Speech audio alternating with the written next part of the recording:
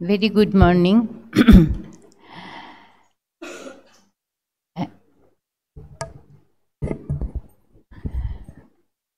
I I know Professor Anita Mukherjee when she joined in the botany department, University of Calcutta, because I am from the same department of the University of Calcutta. But when she joined, prior to that only, I left the department and joined Bosch Institute. But since I visit the department very often for various purposes, so I used to meet her also. She did her PhD with Professor Archana Sharma in the department, and she actually worked on ecogenotoxicity of nanoparticles for both animals and plants, and also phytoremediation of coal fly and mine for by vetiver. And presently, for the last 7 years, we are together working in the Archana Sharma Foundation of Calcutta, and she is the Vice President of Archana Sharma Foundation of Calcutta. And we are also jointly working with Nucleus, the journal Nucleus, for the department. So I know her from for long, and she is a very soft lady, not like me, not very strict, and I like her personality very much, and I request her to deliver her lecture on what is topic of your lecture. You just okay. She will mention because I don't know. I don't have the abstract with me. Sorry for that. Please, Anita.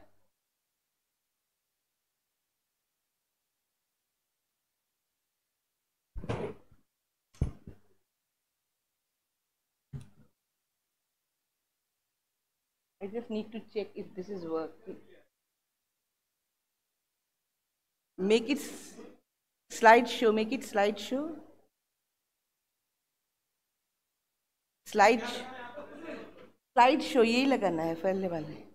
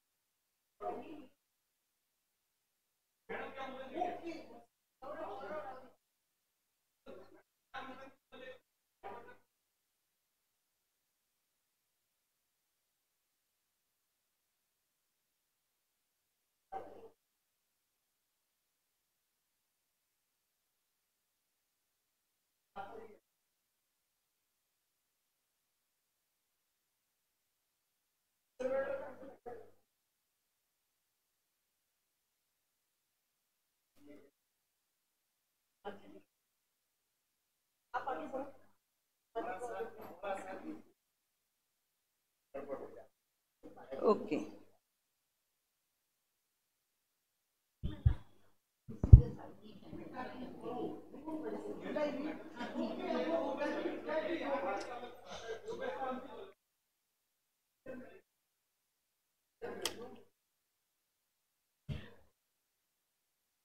Respected Chairperson, Professor Amita Pal, distinguished academicians, and my dear students, I am humbled.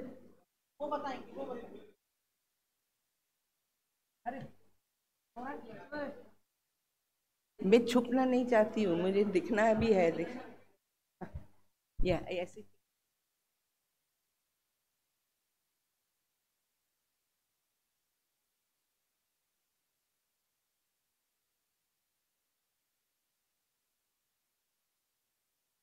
ठीक है, ये work ठीक है.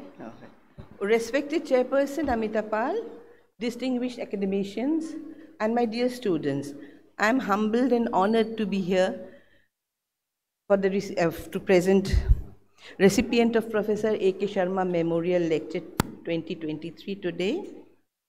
I'm overwhelmed and thankful to the organizers of this side. कौन side आएंगे?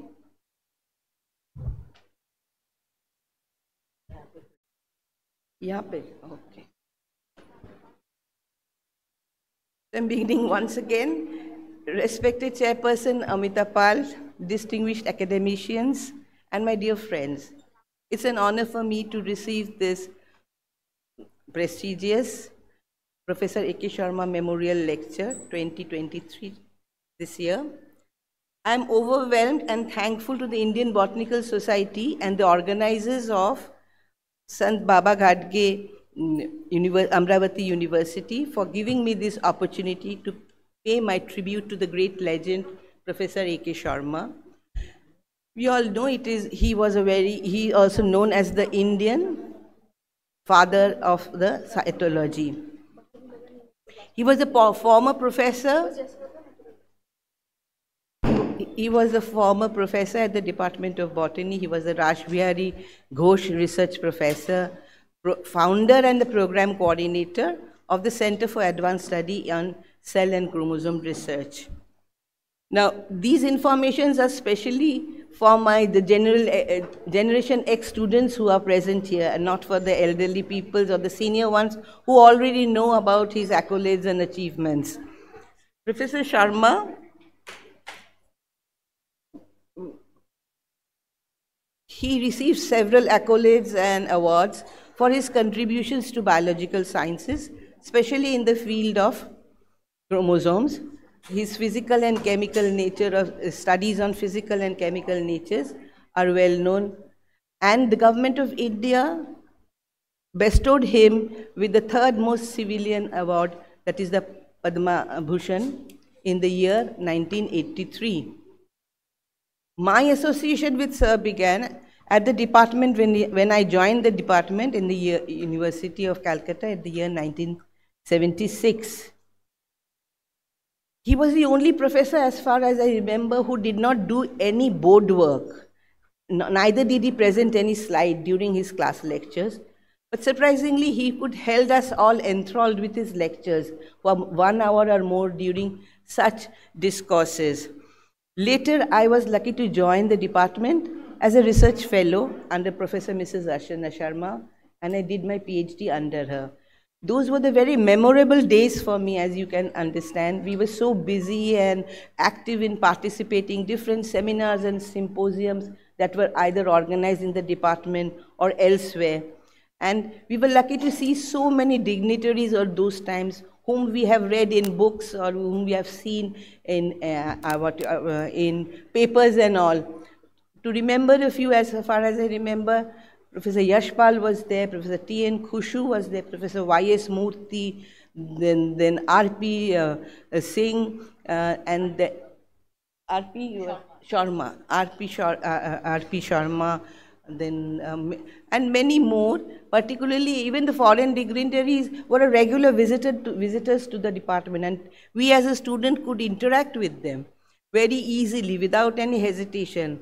And I can recollect, I remember Professor Pat Heslop Harrison was there, then T.O. Casperson, then Canio, Vosa, Marina Seabright, and the famous Pardu Gauls, Madam Pardu, and many more. Professor U.C. Lavanya is in the audience, he can add more some names. Those were the glorious days at the department, at the center, when Mrs. Archana Sharma and Professor A.K. Sharma were at the helm of the Indian scientific community. Later years, I had the opportunity to come more closer to him during my when I joined the department as a faculty, and particularly working with him for the Archana Sharma Foundation of Calcutta. There are so many anecdotes, both at the non-academic and academic one, which I would love to share, and I can go on and on, but I won't take much time and focus on my lecture because time is also short for me. And as you can see, the the topic of my interest or the topic of my talk is a tale about tales. It's a comet assay, a new approach. to predict DNA damage.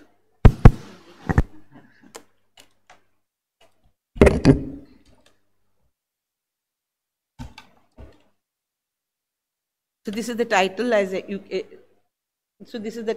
you can see. I'm going to talk about, just unravel a story about the tails, or rather the comet assay, how they were formed, etc. Now, you can see this is on the top panel, you can see there's an Halley's comet, which you can see, which was last seen in the year 1986, and it will again appear predicted to be in the year 2061. But the comet with the tails which I am talking about can be seen every day, every time, whenever you wish on your slide. And you can see it is known as the, actually what you see here, what you are seeing is that damaged DNA in a cell suspension is migrating away from the non-damaged part of the DNA, which is non-damaged DNA, which is in the nucleus of the cell, giving the shape of a comet. So that is how the picture looks like, and this is a typical, on the top panel you can see the undamaged DNA, or the entire nuclide is there, and in the respective two panels you can see how the beautiful tails are formed by the damaged DNA which has migrated. And it is often known as the alkaline comet assay. And what do we measure? We are measuring the intensity of DNA fluorescence. And according to the principle, just like I mentioned, the DNA breaks lead to relaxed DNA that migrates towards the anode under electrophoresis. And so the enhanced DNA migration is taken as the index of DNA strand break frequency. And what is observed on the glass slide, and you have certain parameters to consider, is the percentage of tail DNA, percentage of the head DNA, as well as two other parameters are there, the tail moment and the olive tail moment. And what is that? This is a particular image which we can see through a software, but there are also scoring methods which can one performed by visual scoring. This is also in support and in vogue. So recommended parameter in most of the cases is the best to be tail intensity and the percentage of tail DNA. This is a typical two. I am showing the root comet, the tails formed as a comet by the Allium cepa and the Vicia faba root trips. Because of the difference in the size, genome size, you can see how beautifully each of them has migrated under the influence of a positive mutagen, that is ethyl methane sulfonate in this case. Then looking back at the historical perspective, I would like to say that it began all with the experiment with the paper by Osling and Johansson in 1984. And later on, in 88, Narendra Prasad Singh and his group in the EPA together with Reuben Tice, they had discovered this method and they have refined, and they have called it single cell gel assay instead of the comet assay. And what you can see is that this assay which they had found, not only to detect DNA damage, it was further extended to report that it can also study repair, particularly in this paper by Sedlik and Collins and his group, and also by Olive and Banath, when they have shown that it can also measure the damage, repair, etc. in a normal cell versus a tumor cells. And so the name, as you can see, it began with single cell assay. Electrophoresis is a single cell gel. It changed into more popular, that is the comet assay. Obviously, for the reason is that the name comet assay is more descriptive, memorable term compared to SCGE. And these are the two stalwarts which I would like to mention, whom I have benefited. On the right, you can see Raymond Tice in his later years. I had the opportunity to learn the technique on animal and other mammalian cells during a workshop, but when I came back, I couldn't implement. This was in 1996. On the left, you see Thomas Gechner, to whom I am indebted, because he gave me the opportunity to visit his lab in the Czech Republic in Prague, and personally, and I stayed there for a period of 3 months and was able to master the technique. And when I came back, I could implement them. And to show you a few examples of the first assays on plant, though there are, if you go through literature survey, you will see there are more papers on animals and other organisms than on plants. And these are the first two leading ones. First one by Gudrun Koppen and Vershiv is on the top one, who have found that can be a new genotoxicity test for DNA strand breaks in Vicia faba root tip cells. And the lower one by Michael Plever and Gickner, they had done on potato plants, and they had corroborated this assay, COMET assay, together with that of the point mutation test in tobacco plants. We were also not left back. As I said, now when I came back after 2004 to 2008, it really took some time. I'm unraveling you the story how I came into learning this technique. In 2008, I was lucky to implement this in my lab and establish, and I'm proud to say I'm the first one to do on allium root tip cells, the COMET assay. And there was a paper published in Environment and Monitoring Assessment, and subsequently the second paper was also utilizing coal fly ash water leachate by the same group. Rajushish Chakraborty is a scholar of mine. He did a lot of work in helping in standardizing the technique.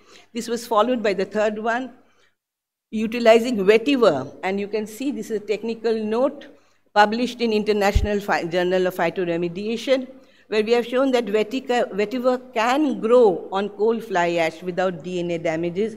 These are some beautiful pictures on the top two panels. Though they are in black and white, you can see the COMET assay performed under garden soil, next is the fly ash. The third panel is when vetiver is grown on that same soil for a period of 3 months, how the DNA damage decreased. And the lower one was also in the soil collected from the fly ash. So now once after 2008, it became a very routine and we could master the technique, and in my lab we are doing this as we did. I'm sorry to say I have retired, so till I retired, this was a routine test in my laboratory, working with different plant systems. As you can see, Hodium, Allium cepa, Vicia faba were the root terrestrial ones. Simultaneously, we also tried many other plants and also cash crops, mungo bean, Vigna radiata, etc. And at the same time, some aquatic plants were also tried because they are also a source of pollution, etc. And among them, Ceratophyllum demosum and Lemna minor were the two.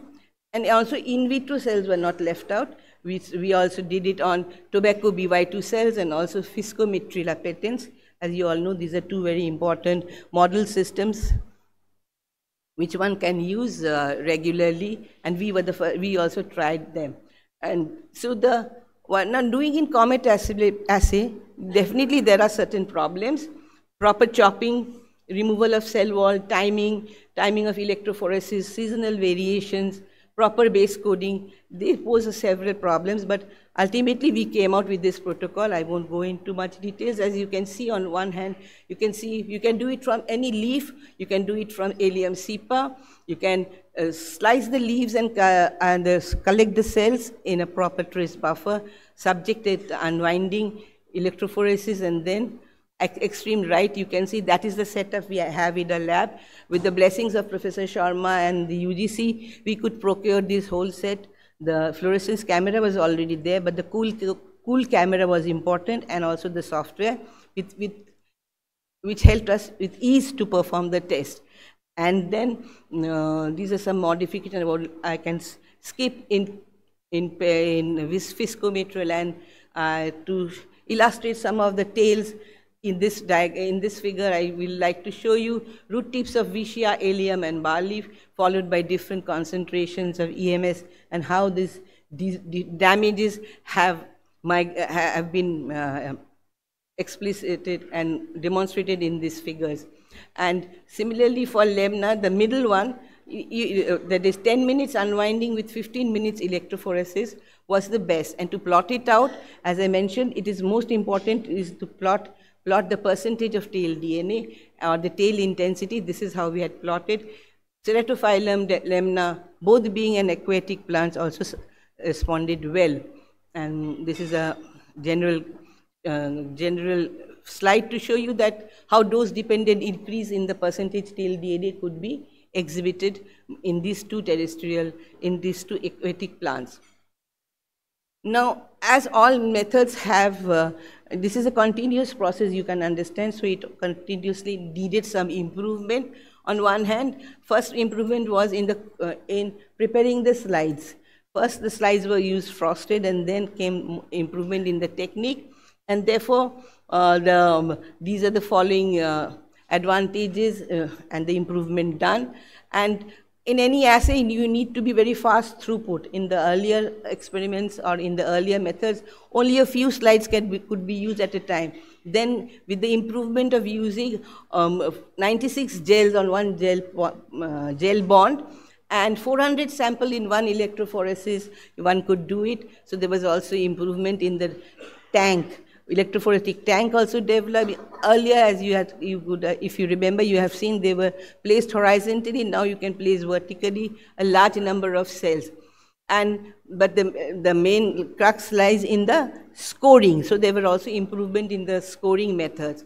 And as you can see, some of the applications, they were based on these COMET assay is on the basic research, genotoxicity testing, biomonitoring, and the last one I would like to stress is the ecogenotoxicology, with which I am more concerned, where we can study the genotoxic effects of pollutants, complex mixtures in the natural environment or in the laboratory, using both any terrestrial plant or any aquatic system can be used. And you can see that this COMET assay is extremely versatile. It can range from human blood, PBMC, epithelial cells, etc., to experimental animals, cells from different organs, and any sentinel organism could also be studied, including plants and insects. And there is also an assay variability. Definitely, there should be some critical steps identified. They need to be changed. And the main take-home point is that there is no universal protocol, because it can't be, because each and every time you need to tweak with the unwinding time, depending upon the genome size, etc.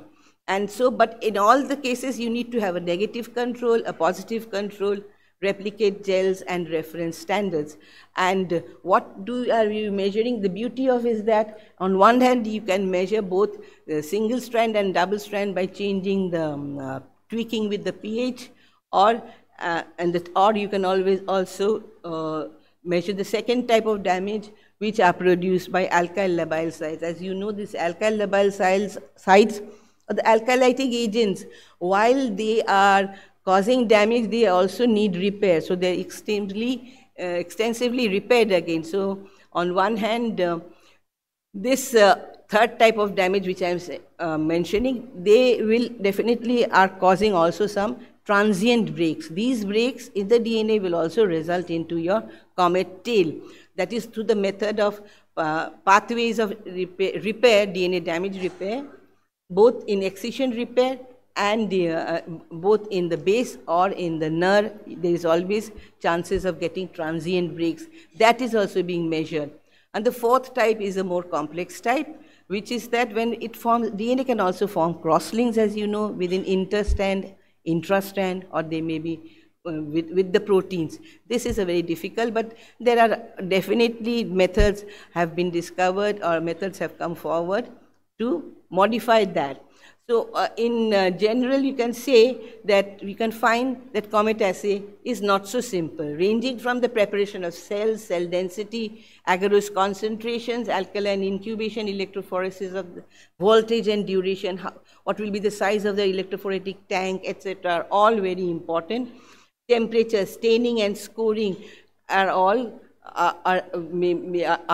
your points. I can skip this. Why I am saying that, for like the alkyl labile sites, you need to change the pH. And here it is seen that how high pH versus low pH is affecting. The white ones are a high pH and the black graphs are low. So with differences in the pH also, one can bring about change. And so what about the sensitivity? Is it very sensitive? Definitely it is sensitive, but as I said, it's not universal. It might not be sensitive for the cross links, etc., for some type of damages, but it is very sensitive if you follow certain protocol. Now, regarding another application of this COMET assay is very important, which we have standardized, is the methylation sensitive COMET assay. The same COMET assay can also be used to measure methylation pattern or the global methylation. And this is done in a paper which we had published. I am not showing you the paper here, in collaboration with Yuji Moriyasu and Momita Bandopandey, who happens to be also my colleague in the department, where we have utilized this COMET assay for measuring, not only showing genotoxicity or DNA damage, also the DNA methylation part. And for that, I'm giving two examples. We have used two nanoparticles like the manganese oxide and the fullerene nanoparticles. And in this case, the test systems used were tobacco BY2 and Fiscometrilla patents. And we could show on one hand, we showed the genotoxicity of manganese oxide nanoparticles, as well as we could also show the epigenotoxicity through DNA methylation. Now how? Now there are two isoschizomas, that is the HPA2 and MSP1 restriction enzymes. These has been helped to modify this this COMET assay. How you all know that these two schizomers have the same identification sites.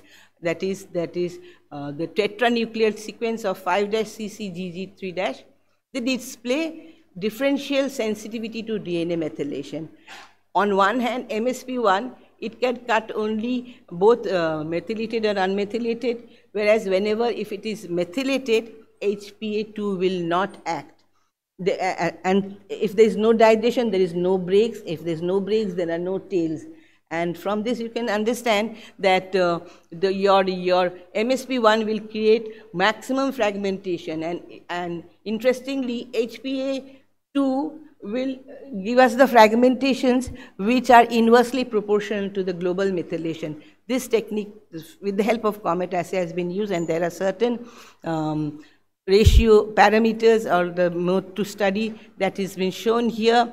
That is, one is the digestion percentage ratio between the percentage tail of DNA by HPA2 to that of the MSP1 will give you, can be calculated, and you can minus this, considering the total global methylation is 100%, if you minus from the minus this ratio, you can get the methylation pattern.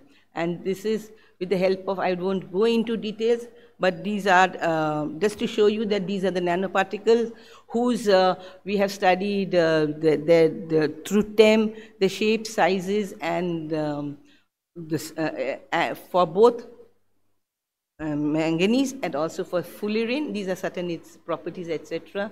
And this is the experimental setup. Both BY2 and the Fiscometrilla were studied for alkaline COMET assay as well as for global DNA methylation. Now, to be sure that this methylation was taking place, one can use the blockers. Methylation blocker was also used, like the 5-azacitidine, which act as a positive control, as well as once you have this methylation pattern shown by COMET assay, one can always cross-check it by quantitating the 5-MDC form. Through there are cytochemistry and their techniques, for which there are also what you call kits are available. Through that kits we could finally do it. There was a little bit of tweaking of the methods. With this paucity of time, I'm not going into details, but wherever the nuclear isolation, layering, lysing, unwinding, electrophoresis, both varied for tobacco and for Fiscometrilla. And this, coming to the steps, only if you follow after the blue, lysing, unwinding, the green enzyme digestion and slides, these two steps were something different, and these were followed here. And to get in this figure, you can see some beautiful comets which are formed to show the genotoxicity, and the percentage of tail DNA is measured. In manganese, it is 30.3, whereas in fullerene, it was 35.04. And similarly, in viscometrilla, the values change it, but in one word, we can see both of the nanoparticles could show genotoxicity. This is blood which we can omit. And here comes the main slide, where we are showing that the altered global DNA methylation, how they were induced by EBN3 and fullerene soot particles in the tobacco BY2 cells. If you look at the comet patterns, you can easily see the amount of digestion, that the difference in digestion has taken place. So there are long tails in MSP1, then in HPA2, which is again plotted in the graph, where you can see that is, if it is in control, the global methylation from the ratio calculated when put up on the slide, you can see that above that manganese oxide is and fluorine both were above the control level, showing that these two nanoparticles had caused hypermethylation in this test system. Similarly, this is for viscometrilla patents. Here again, interestingly, manganese oxide value of the global DNA methylation came down, which shows that here it is hypomethylation, whereas it was hypermethylation for fullerene soot. I can skip the human, and this is brought together as a showing tobacco versus viscometrilla and human, showing you the pattern of DNA methylation in a comparative method. And by colorimetric estimation, which I showed through immunocytochemistry, had also corroborated our result beautifully. That is, the hypomethylation in manganese oxide was also confirmed here by the quantitative amount of 5 MDC. And those were, since it was in vitro, we also carried in vivo with allium cepa and VCR-FABA. Here also you can see there was excellent portrait of hypomethylation and hypermethylation in these two systems. And these are on the lower panel, you can see the global methylation, the violet, the purple color, how they are increasing. And on the top, you can see the difference in the digestion of the comet pattern, which we have measured on the, and demonstrated. On the left panel, extreme left, you are seeing the beautiful tails that have been produced. And by using a blocker like a 5-azacitidine, this could be further confirmed. Then when there is when this is blocked, no methylation, so the no digestion by HPA2, sorry. And through HPLC, one could measure the DNA extracted from these plant materials were utilized for measuring through HPLC the amount of 5 MDC, and this also corroborated very well with the results of DNA methylation pattern which we had seen in VCR and in allium. Both showed that there was DNA hypermethylation. So to summarize, so in both allium and VCR, hypermethylation was observed. Comet assay can be modified with the use of HPA2 and MSP1 restriction endonucleases into methylation sensitive comet assay, which determines the amount of percentage of global methylation. And use of methylation by the blocker is also very confirms the role of DNA methylation, as well as through HPLC one could confirm the involvement of DNA hypermethylation. And so these are some conclusions and future perspectives. I need not repeat once again, but one can say that this is a very important, the story about tail, or the tale about tails, which I tried to unravel, definitely shows that it is a very good and appropriate test. And this test, that is the comet assay, is started in '84, and next year it will celebrate 40 years, and it's still going on strong. And it is also recommended by different agencies, particularly for biomonitoring experiments, and there are protocols, and it is a must for any genotoxicity testing these days. And finally, I would like to show that I'm coming from the city of joy, where you can still see trams running. You can see the iconic Victoria Memorial and the Howrah Bridge and the Kumartuli with the famous rickshaw running on the streets. And I thank you all for your patience, and I thank you, the organizers, for giving the opportunity. Thank you all.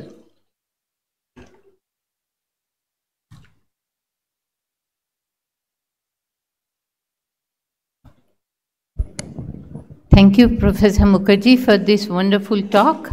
And we have heard how critically she has refined the technique of comet assay, how in every step she controls the different parameters to get the best result.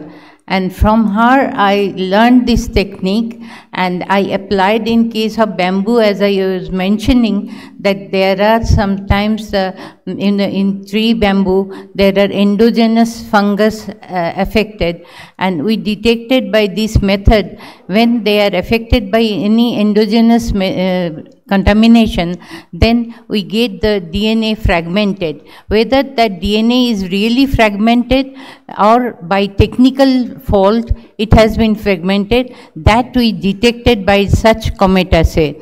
And it is really very important and useful technique for these biological studies, even to study the epigenetics. And it can be applied not only in plant, but also in animal and other system. So we have learned a lot from this particular talk, and I congratulate Professor Mukherjee, and I hope all will join to give him a big clap. Give her, sorry. Thank you. Thank you, Amitadi. I have not read the citation of Professor Mukherjee, so I read that. Professor A.K. Sharma Memorial Lecture Award 2023 of the Indian Botanical Society.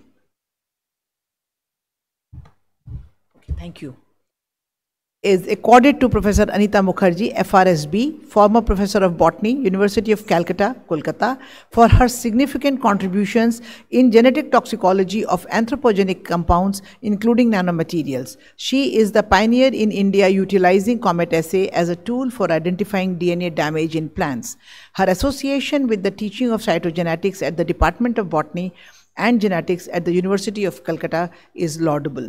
An elected fellow of Royal Society of Biology, UK. She is a member of American Chemistry Society and the member of American Nano Society. She is the vice president of Archana Sharma Foundation of Calcutta and associate editor of its scientific organ, the JCR Indexed International Journal of Cytogenetics and Molecular Biology, The Nucleus, published by Springer Nature. Congratulations, Professor Mukherjee.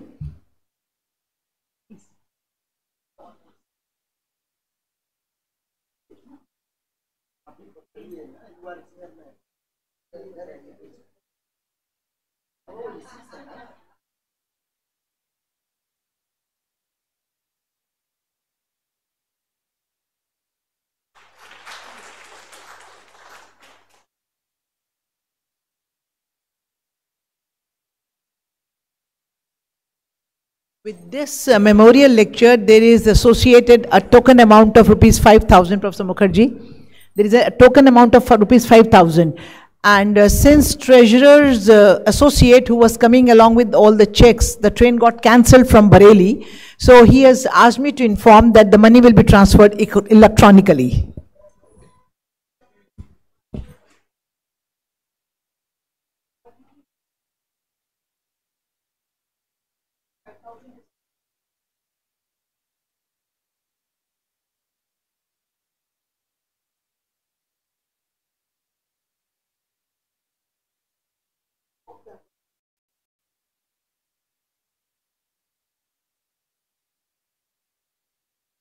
My great pranam to my sir, Professor Sharma, and really I'm having goosebumps today delivering this lecture in his memory, and I would like to say it's not a refusal or something. I would like to give back that amount as my pranam to Professor Sharma, to the organizers.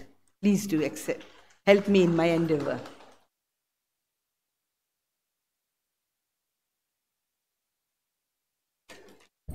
Now we will begin with the second memorial lecture, Professor L.B. Kajale Memorial Lecture, which will be delivered by Professor P.C. Trivedi sir. May I request you to please come up the dais. And this session will be chaired by Professor Ashwini Kumar sir. If he is, yes. I request you sir to please come up the dais.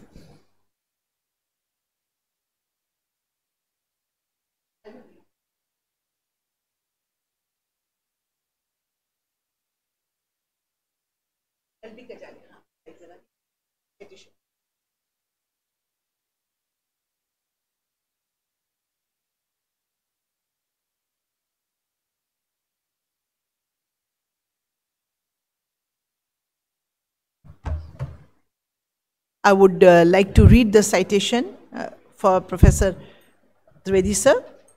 Professor Praveen Chand Trivedi, former professor and head department of Botany, University of Rajasthan, Jaipur, for his notable contribution. Professor L.B. Kajale Memorial Lecture Award 2023 of the Indian Botanical Society is accorded to Professor Praveen Chand Trivedi, former professor and head department of Botany, University of Rajasthan, Jaipur, for his notable contributions in the field of plant pathology, for providing practical solutions for biomanagement of plant parasitic nematodes using fungi, bacteria, mycorrhiza, and for transferring technology from lab to the field of farmers. These practical solutions have been utilized by industry for large-scale production of biopesticide. Professor Trivedi has been closely associated with IBS as its president and secretary and has immensely contributed to the growth of the society. His monumental contributions as an author and editor of 200 text and reference volumes across disciplines of plant sciences, and as Vice Chancellor of the 5 state universities of UP and Rajasthan to strengthen the academic life of students are laudable. Congratulations, sir.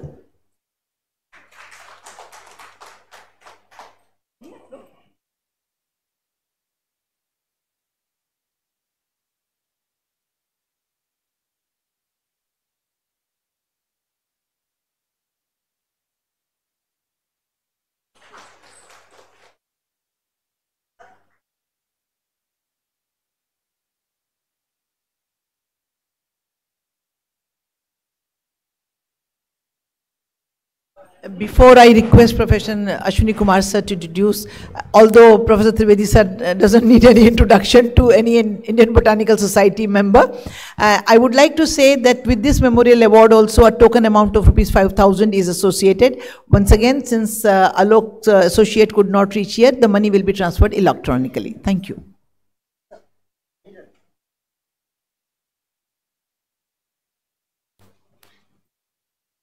Good morning.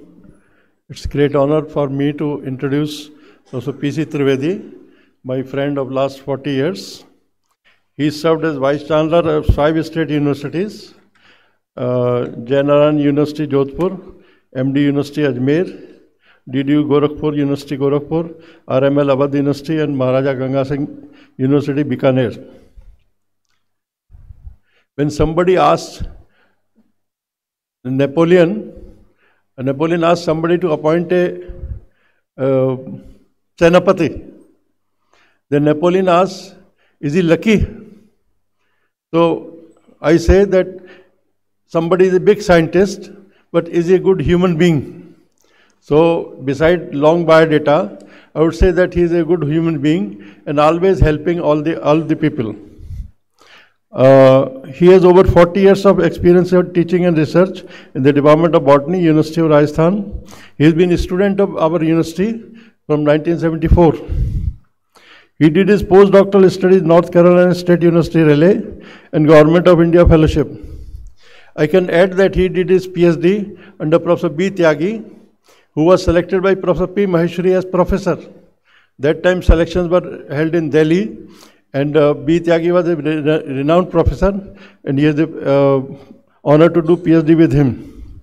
Dr. Trivedi worked on different aspects of plant parasitic nematodes on major crops and vegetables, including other biological control.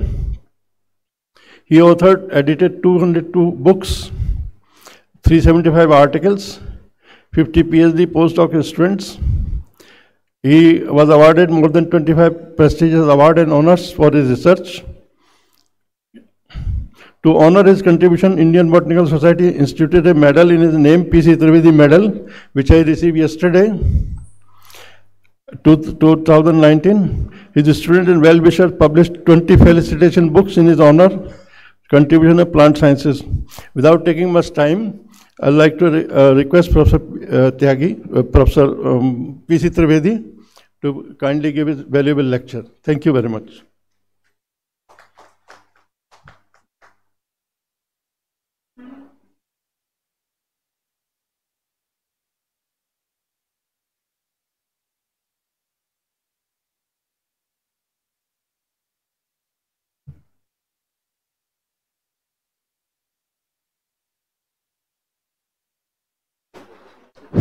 Hello, check, hello.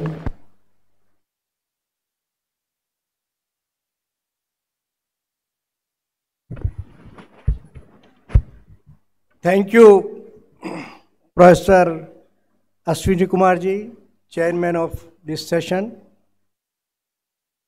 Honorable President of the Society, Professor Dubey, Secretary, Madam Sheshu Lavania, stalwarts of botany, and dear students.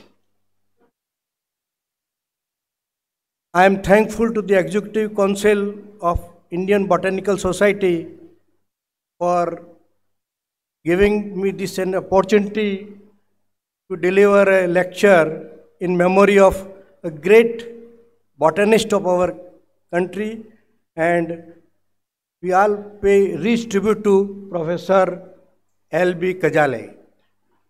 Although physically he is not present among us, but his contributions are with us.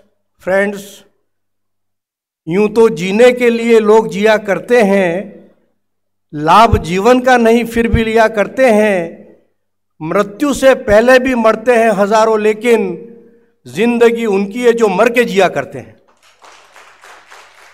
Through their contributions, they are still alive in our. Professor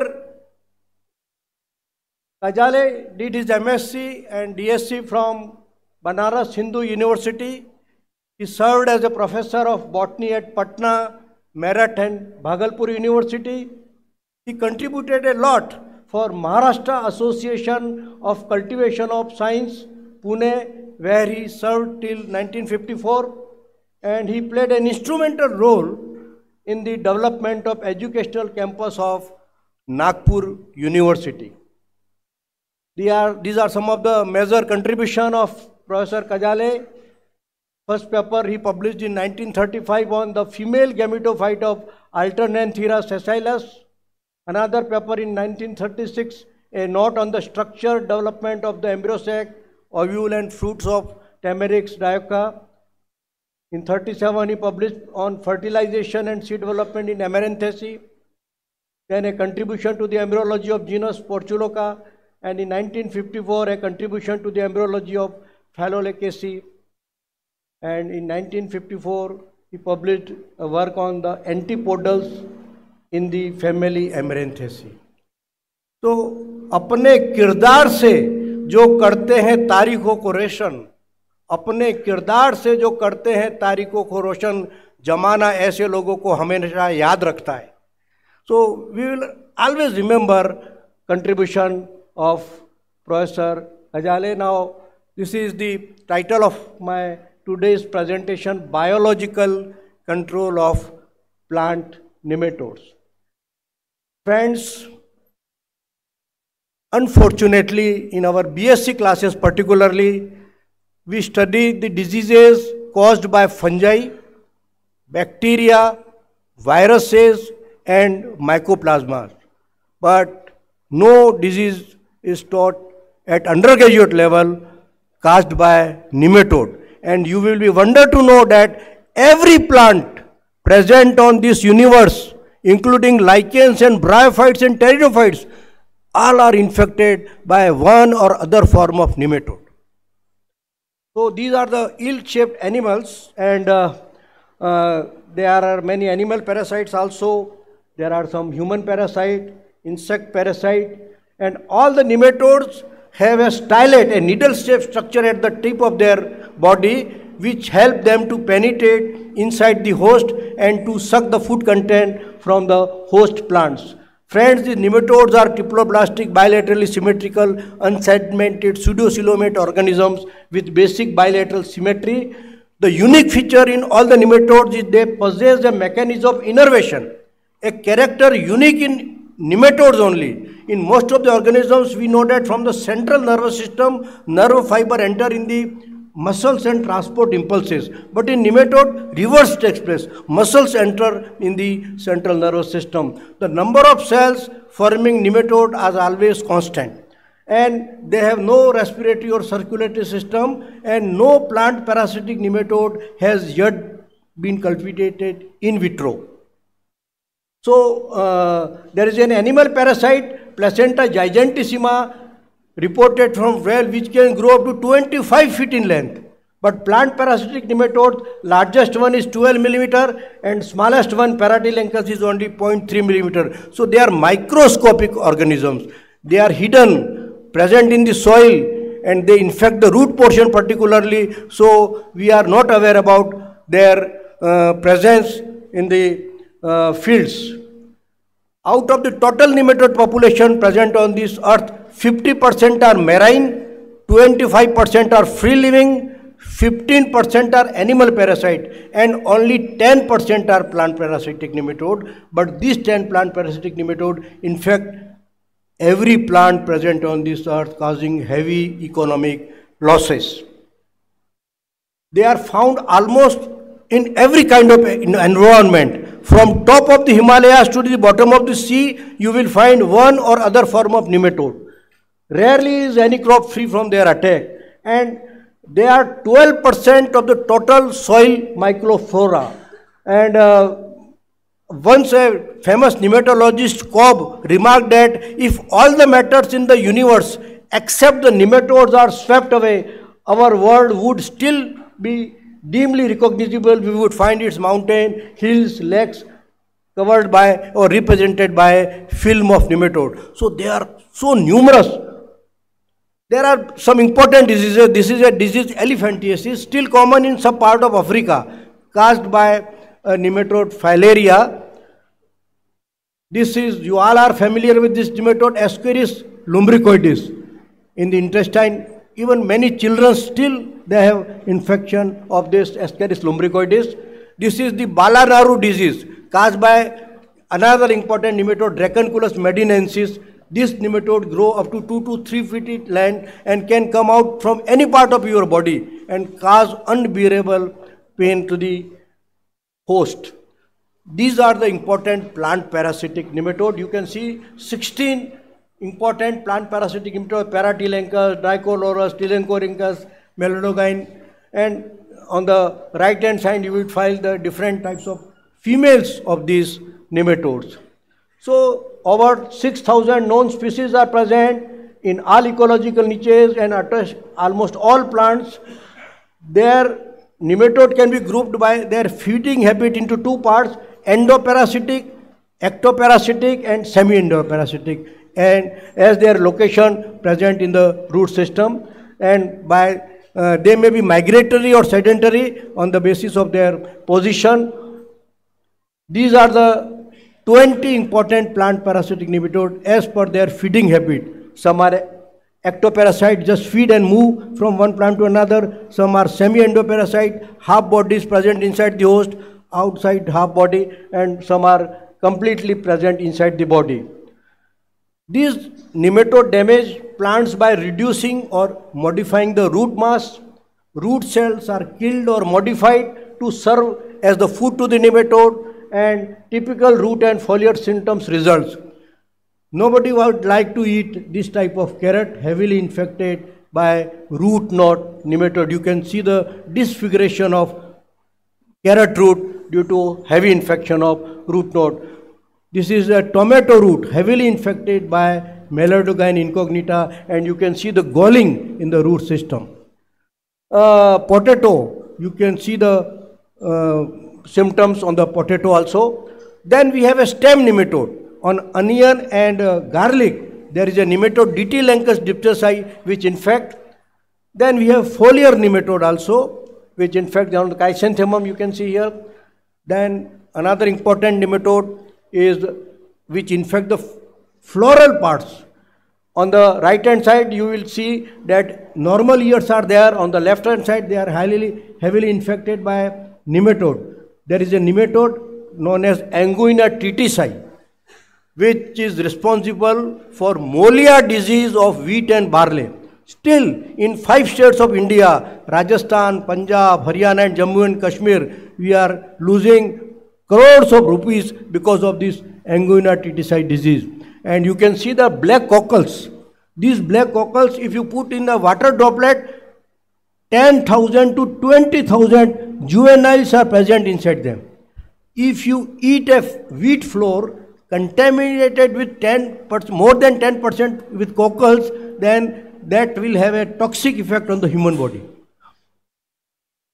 Now, these are the foliar damage. You can see the premature wilting in the infected plant, leaf yellowing, stunting, and irregular pattern. Here you can see the yellowing symptoms in the infected plant, and they show wilting symptoms also. Mostly what happened that nematodes, wherever nematodes are there, some fungus presence is also there, and so there is more damage. Here the slide is showing infection by nematode as well as by fusarium, and you will see more damage to the infected plant. The normal roots of plants, they have root exudates which provide nourishment for the different types of microflora present in the rhizosphere. But due to nematode infection, this root exudate level is reduced and they also affect the rhizospheric flora present. This nematode, by their stylate, by back and forth thrust of stylate, they break the resistance of the host root, and in this way they open a gate.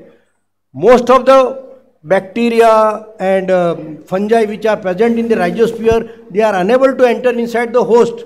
But when these nematodes, they open the gate, all other pathogens also enter. And so wherever nematode is present, you will find fungal and different other types of diseases also. So they create more damage to the host plant. All nematodes, they start their life cycle from egg, passes through different developmental stages, blastula, gastrula, and at the end they will produce first stage larva inside the shell. Then they undergo a molting. There are 4 moltings in this melodogyne nematode, and first molting takes place, then they produce second stage juvenile. That second stage juvenile is the infective stage in the life cycle of the nematode. This nematode enter inside the host, move through cortex, and finally reside in the stellar zone, because stele provides most suitable site for their development. Then they undergo another molting and they will give rise to third stage larva, which is comparatively shorter and stouter than the second stage larva. And then after fourth molting, they produce adult male and female. This is a male nematode which play no important role in the life cycle of nematode, but female nematode play very important role, because at their posterior end, they produce more than 300 to 500 eggs. These eggs again hatch and further infect the plant. So within 30 days, whole plant is completely infected by this nematode. So this is the transverse section of the tomato root, and you can see there are 2 females. After infection, these still provide most suitable site for their development, and they produce large giant cells. These giant cells are multinucleate cells which provide nourishment for the development of the nematode. And you can see only few xylary elements. And because of the nematode infection, less xylary elements are there, and so there is common symptom is the wilting in the infected plant. This is the nematode molia disease caused in the wheat and barley. This is you can see the cyst which is coming out from the root system. So this is molia disease. When a farmer sow the wheat seed along with cockles, contaminated seed, then the juveniles come out, they move ectoparasitically on the plant. When flower tissue differentiate, they enter inside the ovary and they completely replace the normal ovary with the coccals. And in this way, these coccals, again they will remain viable for one famous botanist Needham, revive a cockle, this juvenile nematode, 1,000-year-old cockle, 1,000 year. So they can survive in the dormant form for thousands of years.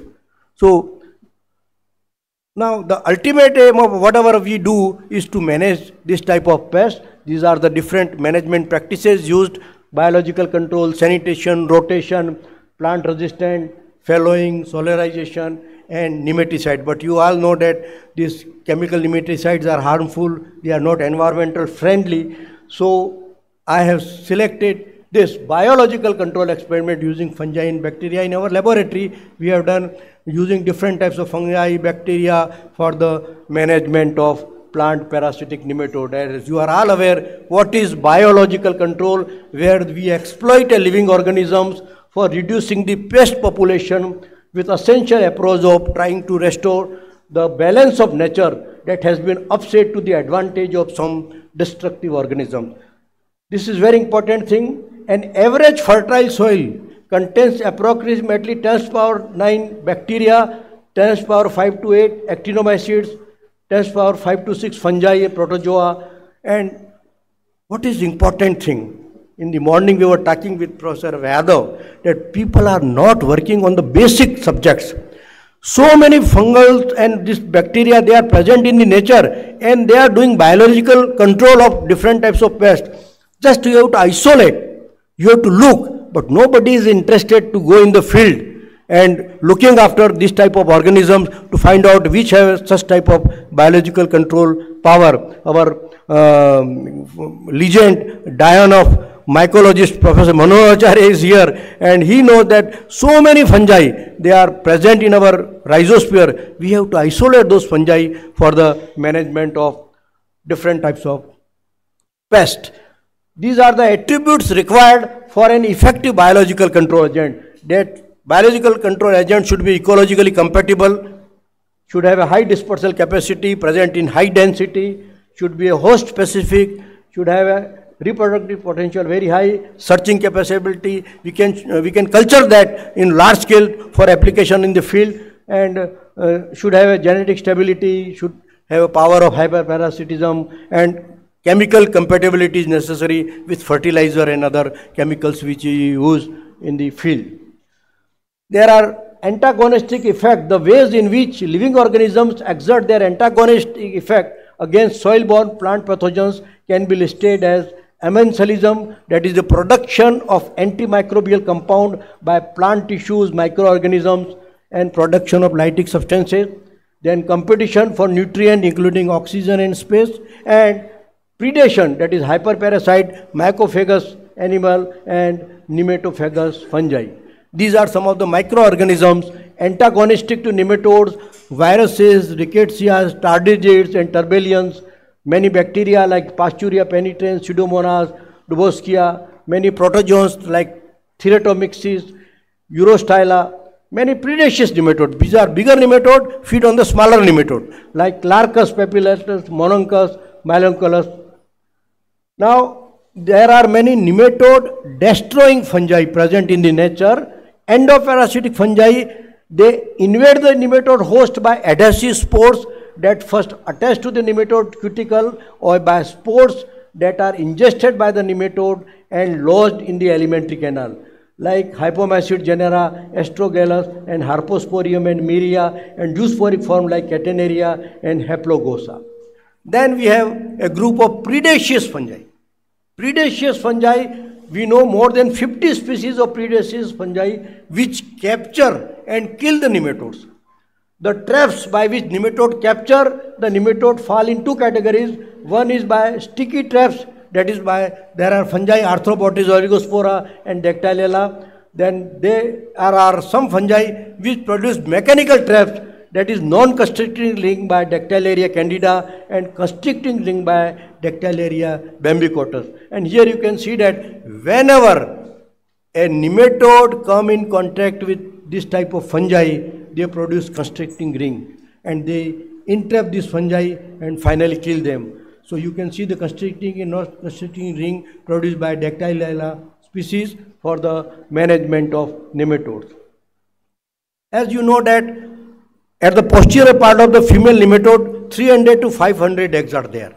So this is the site where we can kill this nematode so that they cannot complete their life cycle. So there are egg parasites like Pseudomyces liliaceus, verticillium, acromonium, glycolidium, and so on. And in our laboratory, different types of experiments are conducted. This is a Pseudomyces liliaceus fungus isolated from the local soil of Rajasthan, and we have reported some very efficient strain for the management of nematode Melaleucine particularly. And initially what we did that we have screened the substrate for the mass scale multiplication using different types of oil cakes, different types of straws, rice husk, and we have noted that wheat bran was found best for the maximum multiplication by noting maximum spore load per gram on this substrate. And application time of fungus and nematode plays an important role. Data, our research data clearly indicated that enhancement in plant growth character and reduction in disease incidence increased when P. liliaceus was applied prior to nematode inoculation in the host plant. And fungal propagules, what they do, they colonize the root, eggs. They enter inside the egg, and the juveniles which are present inside the egg, they completely destroy them, and in this way we can manage this nematode by using this P. liliaceus fungi. So this is how, and we have supplied to the farmers polypacks containing P. liliaceus growing on a wheat bran, and you will be happy to know that this fungus reported by us, a strain is used by industrialists for mass scale supply to the farmers nowadays from Bangalore. So we have given these fungi to the different types of industrialists so that they can be used by farmers in their field scale. This is the ramification of the P. liliaceus EM picture on the egg. Then trichoderma, you are familiar with this fungi, is a filamentous fungi, and we have also used two species, Hergenium and virens, to manage this nematode. And we have also grown on the screening was done on different straw, sorghum straw, wheat straw, bran, and all these things. And we have noted for this particular rice straw was found effective for multiplication. And you can see the inoculum sequence 15 days prior to nematode infection, simultaneously and after. And in most of the cases we have noted that prior application of this fungi was found more effective than simultaneous application. And the mechanism through parasitism, we can this fungi manage these nematodes, production of volatile substances, production of enzymes. Then there is a competition for nutrient and niches, induced resistance, and direct microbial plant growth promotion. These are the factors responsible for management. Then last, this is the worm fungi. You all are familiar with this fungi. Endomycorrhiza produced by non-septate fungi are commonly known as worm fungi, belonging to the Endogonaceae of the class Zygomycetes, and they have a special structure, vesicles and arbuscles. And the arbuscles particularly play important role in transport of many important nutrients like zinc, copper, and phosphorus. And these fungi are classified on the spore morphology and 5 genera. We have also used glomus, gygospora, echylospora, sclerocystidae, and endogon for different types of experiments to manage root knot nematode in our study. And they are facilitating and increase the efficiency of water and nutrient. External hyphae act as an additional catchment and absorbing surface in the soil beyond the depletion zone. So these are the, in different species of glomus, different types of chlamydospores are there. Here also we have inoculated GM 7 days prior, 15 days prior, and like that. And it was noted that wherever we have applied worm fungi, they occupy position on the root system, and so They similarly here timing and application of frequencies, 15 days interval, 30 days interval, these worm fungi were applied, and we have noted that 15 days interval was found better. Similarly, these are the different types of this chlamydospores inside this fruit. What is the mechanism? How this worm fungi manage the nematode? First is that there is a competition for space. When these worm fungi are applied prior, they enter inside the root system and they ramify in the internal tissue, so that there will be a competition for the nematode. They cannot enter nematode. Whenever they enter, they cannot multiply properly, and so there is a reduction in the larval penetration, reduction in larval reproduction, and increase in the plant vigor due to efficient, more available nutrient to the plant. And so all these factors are responsible for managing root knot nematode. Similarly, we have used many type of bacteria also. Bacillus was used for management of nematode, and inoculum sequence was used 15 ml, and we have noted that whenever we have applied this bacteria, there was a great reduction in nematode population. That may be due to different factors. For example, wherever we have applied Pseudomonas, there is a direct antagonism, production of iron chelating substances called siderophores, root colonization, and production of antibiotics and enzyme responsible for reduction in nematode disease. Similarly, when we applied Bacillus, then there is a direct antagonism, larvicidal properties present in Bacillus, induced systematic resistance, and there is a competition with pathogen for essential nutrient. Then bacteria, another important bacteria, that is Pasteuria penitens. This is an obligate parasite to the root knot nematode. So this bacteria grow on the larva, and when nematode complete their life cycle, at the end of their life cycle, females, instead of producing eggs, whole body is completely converted into bacteria. So this is 100% killing of nematode using Pasteuria penitens. The only drawback is that this is a obligate parasite. So we have to apply in such a way. Then you know that single practice is not better. So we have used different types of combination of fungi, bacteria in combination, and we have noted that wherever you have used integrated management technique, it is far better than the single application of pathogen. So no single practice will control nematode. So 2 or more control methods must be used, like fallowing in the field, by rotation, by resistant growing variety, by solarization, but not using any nematicides which are harmful to us. So this is what we have done during our 40 years of experience. We have isolated different types of fungi, different types of strains of this fungi, bacteria and worm fungi, and given to the farmers, because ultimate aim of our study is to help the poor farmers. कि रोशनी अगर मिले अंधेरे को, आदमी तरसे नहीं सवेरे को, और मजबूर ना रहे दुनिया में कोई, आओ रोशन करे हर बसेरे को. जयशंकर प्रसाद ने कहा था, खुश रखो दूसरों को, औरों को हंसते देखो मनु, हंसो और सुख पाओ, अपने सुख को विस्तृत कर लो, सबको सुखी बनाओ. इस जिंदगी की खूबसूरती इसमें नहीं है कि आप कितने खुश हैं, जिंदगी की खूबसूरती इसमें है कि आपसे कितने लोग खुश हैं, आपके कार्यों के द्वारा कितने लोग खुश हैं. This is very important in your life. So friends, research workers should play due attention. जो मैं अभी शुरू में बता रहा था यादव साहब से या मनोहराचार्य साहब ने, they went to the field. आज भी ये सुबह से शाम तक घूमते रहते हैं, देखते रहते हैं, ऑब्जर्व करते रहते हैं. So these are the things required for every person who is interested to work on biological control of pests. Identification and selection of effective strains of natural enemies आपको करना है.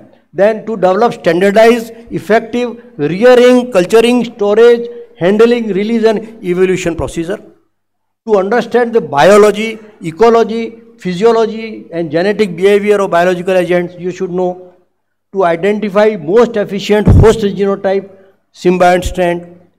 To develop mass culture technique for field application, this is very important. Then to demonstrate and assess the full benefits of biocontrol agent under field condition, क्योंकि 90% research हमारे laboratory में हो जाती है और फील्ड के अंदर जो होना चाहिए वहाँ तक नहीं पहुँच पाता है. So that is very important to educate people. ये भी है, आज फार्मर निमेटिसाइड्स मार्केट से लाता है और वो अप्लाई करता है क्योंकि जल्दी मर जाता है nematode. But we should educate the farmers that these are better practices to manage. In future use of this organism for the management of nematode pests required extensive studies by dedicated scientists with optimistic approach to work out their practical feasibility.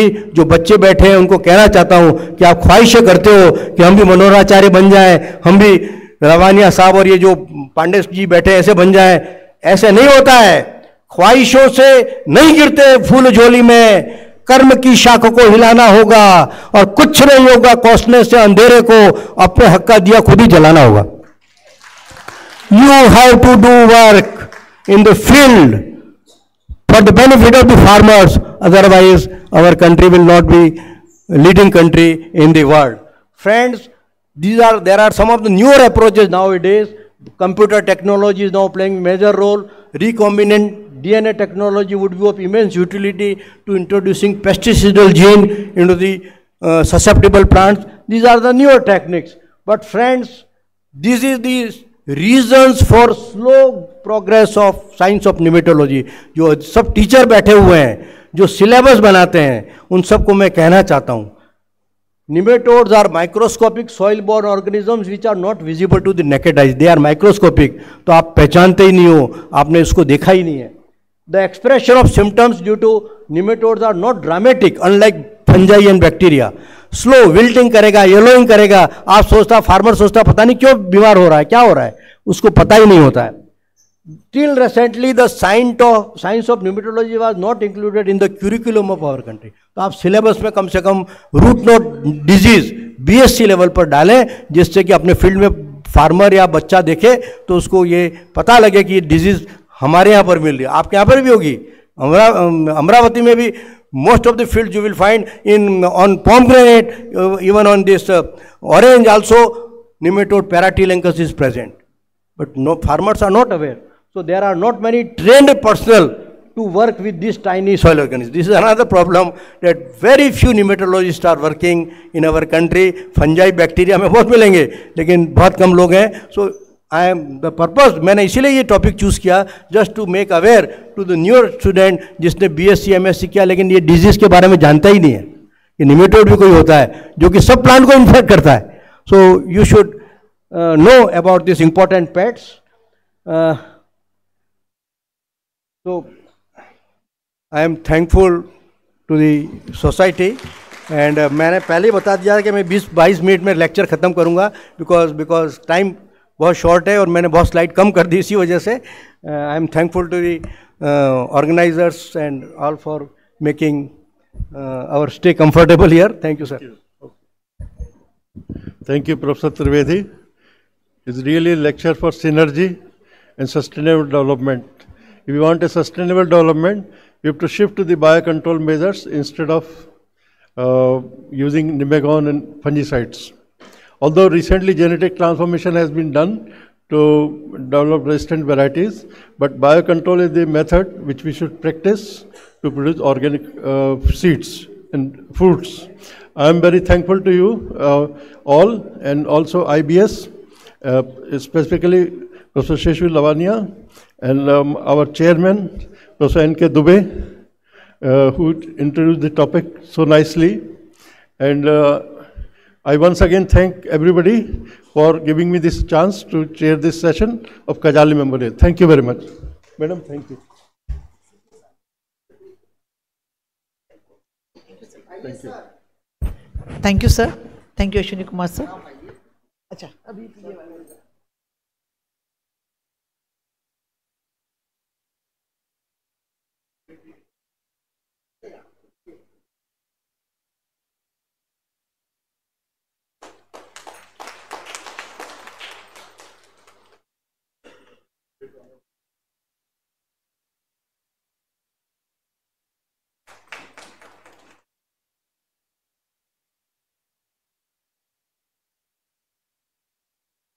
Thank you all.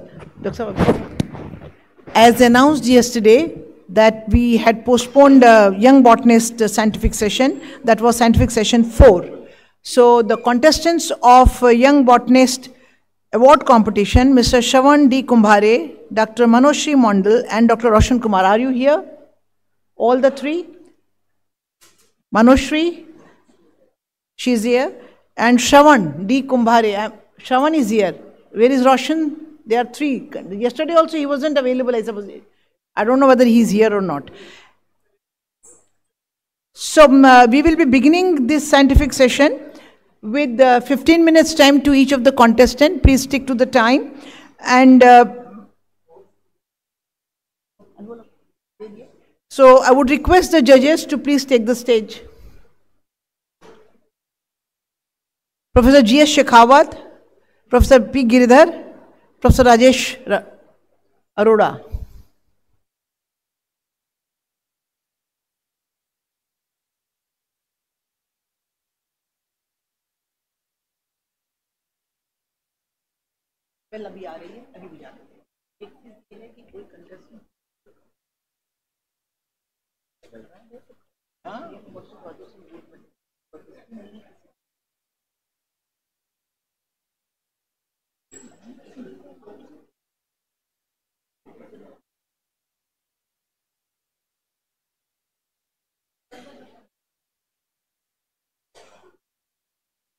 एक hand mic दे दीजिए इधर, एक hand mic दे दीजिए भैया.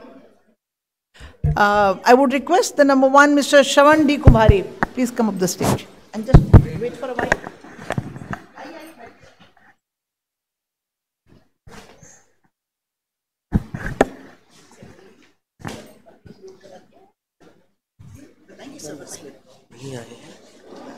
ये अच्छा कोई बात नहीं, मैंने इनका नाम अनाउंस कर दिया, डजंट मैटर. यहाँ है, he is here.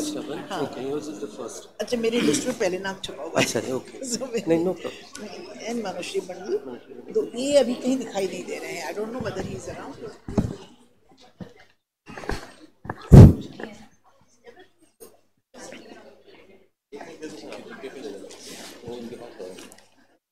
A very good morning to all of you, and it is an honor and a privilege for us to judge the contestants for the Young Botanist Award 2023.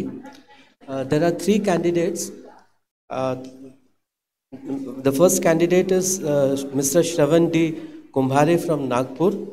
The second one is Manoshri Dilip Mandal from Mumbai. And the third candidate is Dr. Roshan Kumar Singh from New Delhi.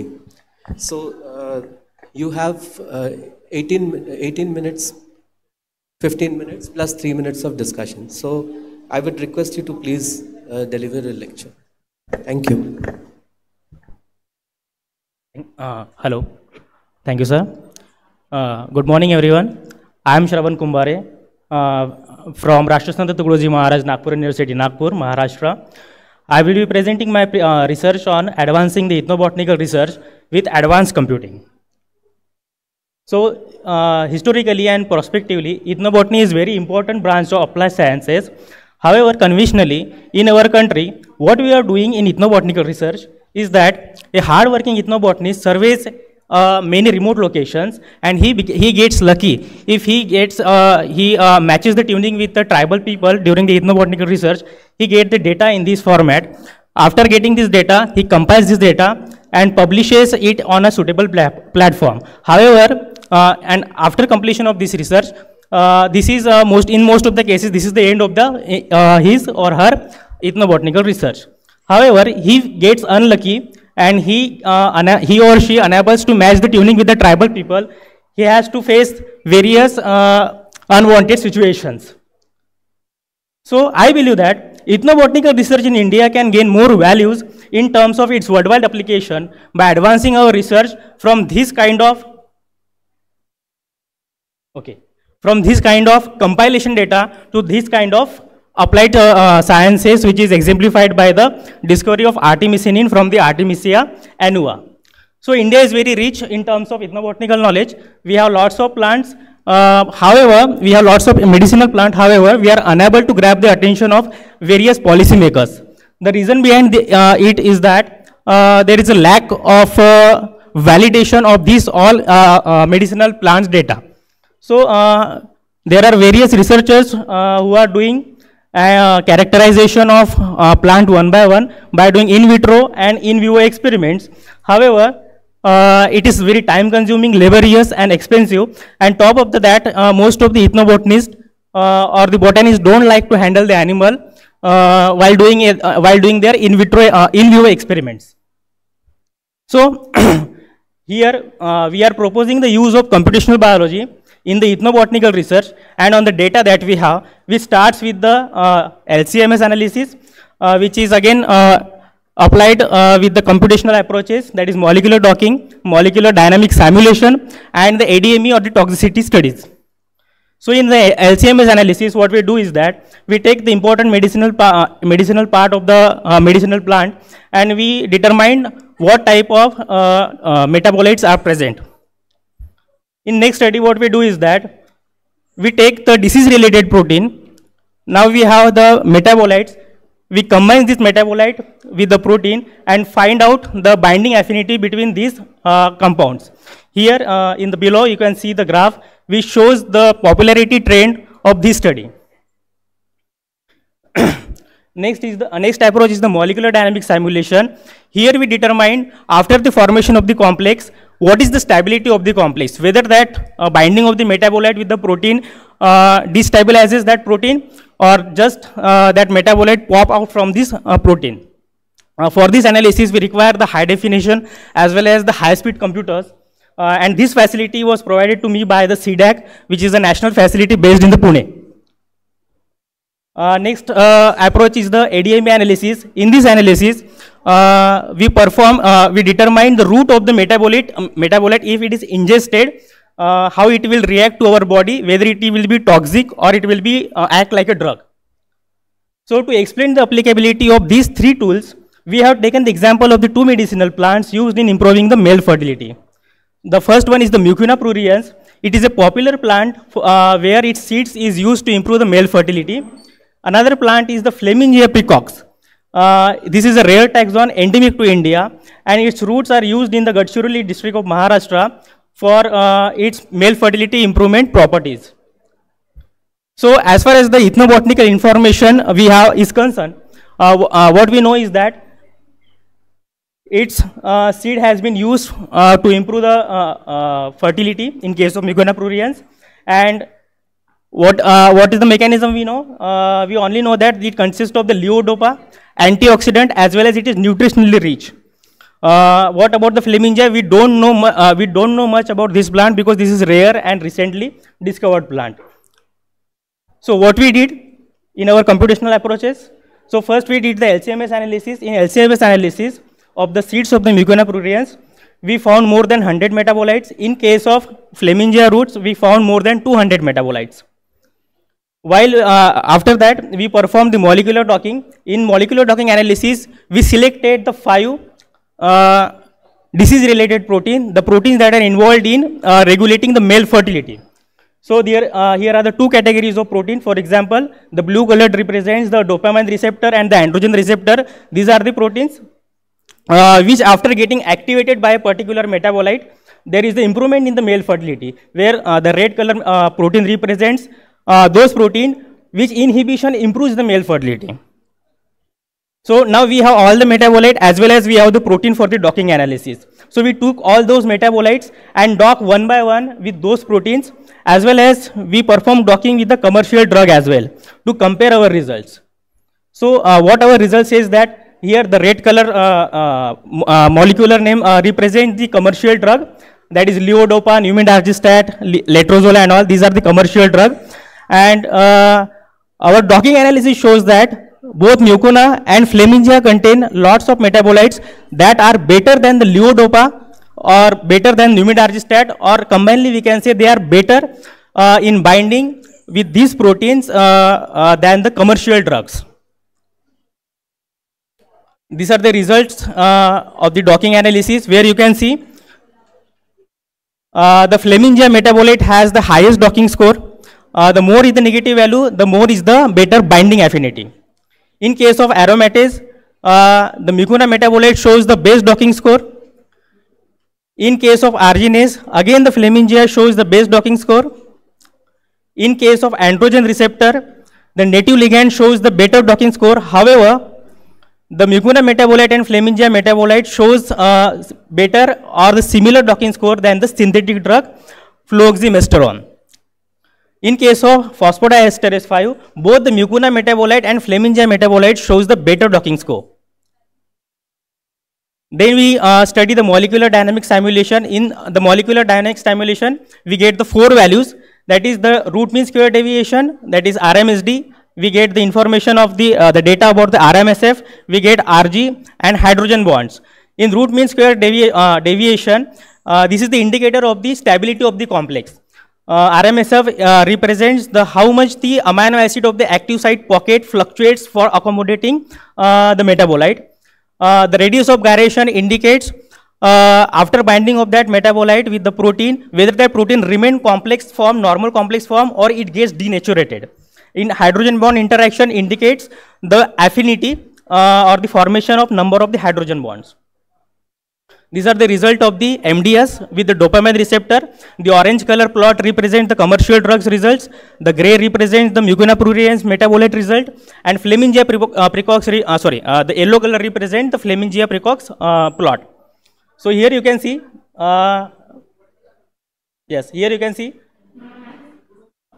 in the RMSD plot, the first plot is the RMSD plot, where the graph, if the graph value is lower or around the 2 nanometer value, then it indicates that the stability of the complex is very good, which is a good indicator that our protein has that capacity. Our metabolite has that capacity to work like a drug. In the next graph, which represents the RMSF graph, here the it shows the fluctuation of the amino acid which is present in the active site pocket while binding with the metabolite. The RG plot represents how the molecule, how the protein gets compacted or denatured. So the RG plot represents all the proteins are on the graph for all the complexes is going in a similar fashion, that indicates the protein is well behaved. Finally, we get the results for the hydrogen bond interaction. Here we have to see the consistency in the hydrogen bond interaction as well as the number of the hydrogen bond are formed. So here in the hydrogen bond interaction graph for the levodopa, we can see the 2 to 3 number of hydrogen bonds are formed. In case of the mucuna metabolite, there is a formation of the 3 to 4 hydrogen bonds again, and a consistent formation of the hydrogen bond is there. In case of the Fleming GI metabolite, there is a consistent formation of the 1 to 2 bonds. In case of arginase, there is a fluctuation in the RMSD value, which indicates that the stability is not that much good, which is expected. In case of RMSF and the radius of gyration, there is again the fluctuation. In the hydrogen bond interaction, you can again see that there is a breakage in the consistency in the hydrogen bond formation. In case of aromatase, again we found the good results. In case of androgen receptor, we again found the consistency in the hydrogen bond. We get good RMSD value, that is the dotted line represents the threshold value. If we are getting our graph below that threshold value, that indicates that the complex form is very stable. Finally, the result for the phosphodiesterase 5. Here again, we can see in the RMSD graph, all the plots are well within the limit, which is represented by the dotted line. The RMSF value, which represents the amino acid fluctuation, it is again working in the similar fashion. The RG graph, which represents the complexity, again here you can see they are going with the commercial drug. And in the hydrogen bond interaction, again we can see the consistency in the formation of the hydrogen bonds. So from the MDS, it can be seen that the plant metabolites behave like the commercial drug molecule even at the atomic level. Finally, we did the ADME analysis. Here you can see the orange color. You have 2 more minutes. 2 more minutes, okay. So here is the here is the pink area which represent the optimum value for the molecule or any metabolite to act like a drug, and the red hexagon represents the actual property or the drug-like property of that drug. If that red line is well within that pink area, that means that the molecule or the metabolite might behave like a drug. And on the other hand, we get this type of graph for any metabolite. We can say that this metabolite is will not work like a drug. So this is the ADME radar plot for the mucuna pruriens metabolites. Here you can see that nearly all the metabolites show all the metabolites are well within the limit of this orange plot area. Pink plot area. In case of ADM, in case of Flemingia precox, here again all the plots are well within the area. So what we knew before is this data as far as the ethnobotanical knowledge, conventional ethnobotanical knowledge is concerned. And what we know now is that we know now that the PD, in mucuna pruriens, there is a PD5 inhibitor is present, pancreatistatin. It also consists of the testosterone promoter, usambarencin and 9B compound. It also contains a better dopaminergic avenanthramide, which is even better than the conventionally known levodopa. In case of Flemingia precox, LCMS data provided that there are about 17% flavonoid, which gives it the antioxidant properties. It consists of the erectile dysfunction repairing 1XI and 11B compound. It also contains testosterone level enhancer lendomycin D, and it also contains dopaminergic acidicyminol epoxide, which is a Flemingia metabolite. So here we are proposing the integration of these computational tools in all the ethnobotanical researches taking place around the country. This enhanced ethnobotanical knowledge, we believe it can aid in capturing the attention of all the stakeholders and can amplify the importance of ethnobotany. So these are the references. Thank you.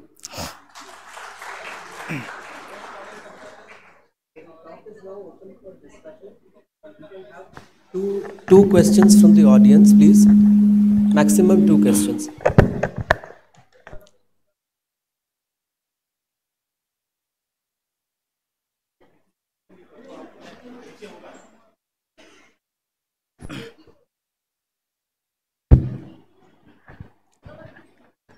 I'd like to give a comment.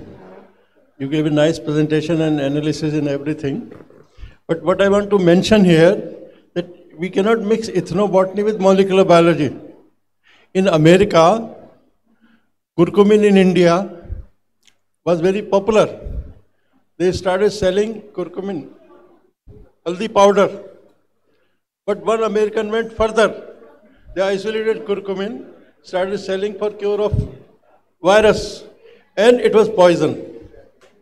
So if an ethnobotanical compound is there, we have to go into depth, not in the molecular level, but in the comprehensive level, that how the villagers use it and in which combination they use it and how it is effective. This is my suggestion. Thank you. Thank you, sir. We can have questions from the audience, please. Okay, if there are no questions, then I would want to Professor. Sharvan, I have one question. Do you have used the crude extract for the LCMS, or you have processed the extract before doing the LCMS? We prepare the extract, sir. The crude extract, you know? Yes. So do identify the specific compound, or it's the combined effect of all the metabolites available into the extract? This is the one question. So you not purified the specific compound, Yeah, we verified the specific compound on the basis of this computational analysis. Okay, well, then you have any in vivo experiment besides the computational experiment? Yeah, we perform the in vivo experiment as well on rats. Which model you have? Rat. You didn't mention here the model there? Actually, the data was very vast, sir, and that was not possible to present here. But on rat, we got very good results. Okay. Yes, sir. Yeah, based on the computation biology, you have shown a new dimension, that's fine. Right. But if I say it is only one screening method, right, okay, to find the functional attributes, yes, sir, and not completely giving a picture regarding its functionality. Yes. Because most of these molecules are dose-dependent response happens in experimental animals and further in human beings. So if that is the case, how much extent this computational biology approach will be useful to defend the functionality of any molecule, like what you have mentioned in the mucuna pruriens? So how do you defend this argument? Sir, I would say that there are lots of medicinal plant. If we are doing one by one analysis, so it will take lots of time. So for shortlisting our parameters, we first begin with the computational analysis, and after shortlisting on the basis of the computational results, we then go further for the actual analysis like in vivo analysis and all. So this computational analysis provide us a avenue that provide us a facility to minimize our burden. Yeah, that's why you would have added a little bit information on that aspect also to complete the story. Right, sir. That is what. But one thing is I appreciate is in that you have shown that functionality wise, one is the dopamine receptor and another one is the testosterone promoter also. Yes. So I understood first time that it is a double-edged sword, mucinapurience. Because most of the formulations what it recommended mucinapurience is for PD patients, Parkinson disease patients. Right. But at the same time, in such patients, if it promotes testosterone, it is for prostate cancer again it is a problem. So again, right, so two differential functions you could able to show in this one. Very good. Right, sir. Sir, our focus was were on that or were on the male fertility only. That is. Thank you, Dr. Giridhar, for your comments, and Professor Shekhawat for your comments. Shravan, I have a few questions to you. The one is regarding the extrapolation of the data that you have generated in vivo, because most of the times the molecular docking and computational studies, the data does not correlate with the in vivo data. Okay. And so you could have presented the in vivo data so that what Professor Shekhawat also pointed out, so that you would have a complete story. Can you please tell that what kind of results you obtained in vivo? We found that after treatment with the especially Flamingia precox, we got very good improvement in the sperm number. What about with Mucuna pruriens? In case of Mucuna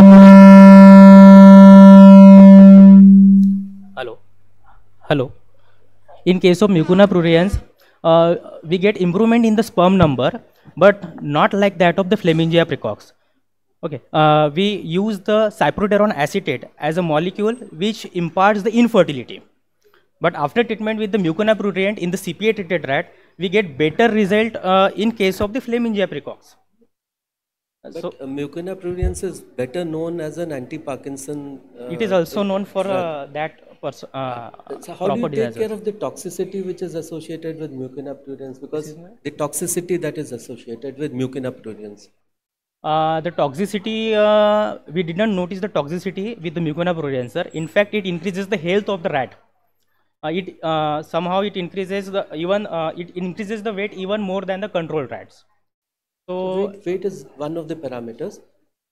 And you also conducted the ADMET studies. You've done it. ADMET. You mentioned about ADMET. Yeah. ADME, sir. ADME. Yes. You performed those studies in the lab as well? No, sir. It was not possible to perform the. That was entirely new topics. There's a general comment. Now AI and machine learning are transforming the entire global drug development process. So how do you anticipate your work will fit into that, wherein you could have maybe high throughput screening techniques? You've screened only maybe 2 medicinal plants, but with AI and ML coming in a very big way, so how do you anticipate this drug development process will be transformed? Sir, it will using AI. It will greatly assist the entire burden of the data that we have. Now the AI technique are using with the help of AI technique in future we might use lots of plant at a time for their virtual analysis, we can say, and it is a need of the hour for the virtual analysis as we have lots of data, and for concluding the better conclusion we need to use these AI techniques right now. Where are we right now in your laboratory? Where are we right now in respect of AI and ML? Long way to go. Long way to go. Okay. Just thank you very much. Thank you, sir. Thank you, Shravan. Thank you, sir. So the next candidate is Miss Manoshri Dilip Mandal from Mumbai, and she will be speaking on exploring reversible anti-fertility in male albino rats, oral administration of combined crude seed extracts. Thank you. Please, Manoshri. Good morning, everybody. Good morning, judges. I'm Manushree, and I would be presenting my work on anti-fertility, in irony to the previous presentation that we just saw. So I'll start my presentation with a quote that is, only remedy against hunger is reasonable birth control. It actually makes a huge impact when it comes from an economist, right? And according to Dubey sir's lecture yesterday, we already understood the impact of these sustainable development goals. And out of these 17, 4 can be met if we focus our attention to the need for fertility regulation. And as soon as we start talking about fertility regulation, all the major contraceptive methods that are available is women-oriented. It has to be female contraception methods. And the prolonged use of these kind of female contraception methods brings along a lot of hormonal changes in the body. It brings along PCOS, it brings along obesity, cervical cancer, hormonal imbalances, and so on. So there is a need to find out alternative methods and shift the attention to the other gender as well, because they are equal participants. So if we try and find out ideal male contraceptive, there are certain characteristics that we are looking for. That is going to be, it has to be quick, it has to be side effect free, it has to not affect the libido in any manner, and it has to be readily available and affordable.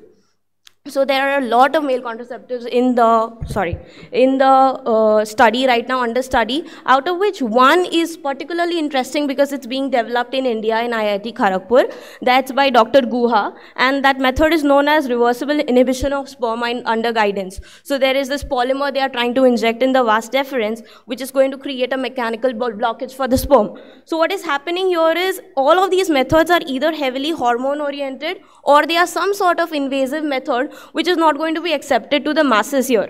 So the other alternative that we can provide here is going to be herbal male contraceptives, and they can have a different way of working in the body. We can either try anti-spermatogenic agents, or we can try prevention of sperm deposition, we can try changing the composition of the semen, or we can even try prevention of sperm maturation. The two highlighted here are the ones that we are going about with our plants here. So we have 3 very popular Indian plants, which is Carica papaya, Momordica charentia, and Abris precatorius. So we have only collected the seeds of it, and our entire study is going to be the crude extract of these seeds. So this is our collection and processing. Please forgive me, I'm going to scroll through the first parts because it's not going to finish. So we have macroscopy, microscopy, powder analysis, and phytochemistry and pharmacology here done by the seeds, powders. Pharmacognosy, this is our macroscopical characteristic study. Microscopical, which was done with the help of wax blocks and microtomy. These are our sections and the descriptions. Momordica charentia seeds as well. We made sure that it's in accordance with whatever literature is available. And powder study, so that we could have a list of all the elements that we are supposed to look for every time we use the same powder. So these are the powder elements. We went ahead with physicochemical analysis of ash values, extractive values in different solvents, moisture content, fluorescence analysis, to make sure that it's in accordance with the pharmacopoeias. Also, if there is any literature which is not available specifically for the seed. So it's going to be entire fruit for papaya and Karela. Abris definitely has it for the seed, but the other two, we need to set our pharmacopoeial standards there. So we went ahead with phytochemistry testing, and we standardized our extract with the help of HPTLC, standard procedure using CAMAG instruments. So the 3 class of compounds which were our major concern, focus, was one of them was triterpenoids, because they have an impact on the cholesterol levels in the body, and they directly do impact the testosterone generation in the body as well. So we had presence of triterpenoids in all our extracts as well as the formulation. Same goes with cardiac glycosides. It's very characteristically only reduces the sperm motility, but it does not impact the organs in general. The last one, steroid, which becomes the backbone for all the sex hormones. So that was also present in all the extracts as well as our formulation. Another main character here is beta-cytosterol in very low concentration also has a real big impact, because it inhibits the fertility promoting enzymes aromatase and 5-alpha reductase, and it reduces the production of fructose, which is going to be the energy composition for the sperm's motility. So that was also characterized with the help of HPTLC. The presence was maintained, and also their concentration was detected in percentage. So our final formulation also had beta-cytosterol. We move ahead with pharmacology. We had to, since we have figured out these are the constituents that we are looking for, we had to combine our extracts and create a formulation. So with previous literature, we already knew that ABRIS does show some sort of DNA toxicity in prolonged use, and carica papaya seeds also have some sort of histoarchitectural changes when used for a long time. And we have been using we have been eating Karela for so long, so that does not have any signs of toxicity. So we made sure that the Karela remains in higher concentration compared to ABRIS and carica. So the first part of our pharmacology experiment was subacute toxicity, where we fed our oral administration for 28 days, and then we had to check for any sort of toxic changes in the body, any progression or any sort of activities that were observed. So this is our experimental design, where we started with 12 rats, 6 in the control, 6 in the treatment. The control group was fed with corn oil, which was neutral vehicle, and the treatment was set with our extract combination along with corn oil for 28 days each. These are most of the parameters that have been checked. So there was, of course, a slight increase in the body weight because of the corn oil, but nothing beyond the, in major concern. There was organ weight studied. The lipid profile actually became better with administration of these extracts. Same goes for the liver profile with SGOT, SGPT, and bilirubin levels. We have RBC, hemoglobin, WBC, blood sugar levels also tested. So blood sugar levels did come down with our treatment, which is again a good thing. Creatinine hormone assays like FSH, LH, and testosterone. So testosterone, there is a reduction in testosterone level in 28 days of dosage. We also went ahead with tissue homogeneity analysis of cholesterol, LDH levels, and fructose levels did come down from the seminal vesicles. So we were successful. Deviation, or it is standard error? This is standard deviation. Deviation. And you've not given whether there's a significant difference or not. What about the significance? You've not mentioned about that. Oh, I'm so sorry. I do have the raw data, but I do not put in here. So we checked the acid phosphatase levels as well. So we went ahead with the study of the histology of the reproductive organs like testes, epididymis, and all. So there is this drastic difference in the from the control to the treatment, where the number of Sertoli cells have reduced significantly. Same goes for epididymis. The lumen is absolutely empty, so there is no spermatozoa in 28 days. The seminal vesicle also shows reduction in the secretory material in 28 days, and the ventral prostate gland was thankfully under no change. There was no atrophic changes here, so it was exactly how it's supposed to be. Then we move ahead, we made sure that everything is functioning in 28 and there is no toxic signs in 28 days, so we went ahead and actually checking the contraceptive efficacy. So with the addition of the previous parameters, all of them, we had additional parameters here, which was checking the semen composition, the sperm motility, the libido analysis, and also the mating studies and the number of pups later mating. So all of these studies were done. So here our experimental design was, there were a group of animals that were sacrificed on day 8 after 7 days of dosage, and there was a group of animals that were sacrificed on day 15, which were fed with their oral administration for 7 days, left alone again with their ad libitum diet and water for 7 days, and we sacrificed them on day 15. So we had made sure that we have given them enough time for reversal so that whatever impact had taken place in the first 7 days could reverse back. So this is our libido analysis, where we had certain parameters like when are they starting to initiate approaching the female, or when are they actually starting to mount the female, and how much time they are requiring to get familiarized with each other, and what is the time difference between starting to mount and the final ejaculation. So all of these parameters were checked, like mount latency, mount frequency, intromission latency, and intromission frequency. So it was all in the normal levels except for one, that is intromission latency, which was like right from the start of initiation of this mating process to the final ejaculation, there was increased time if the animals were treated with our administration.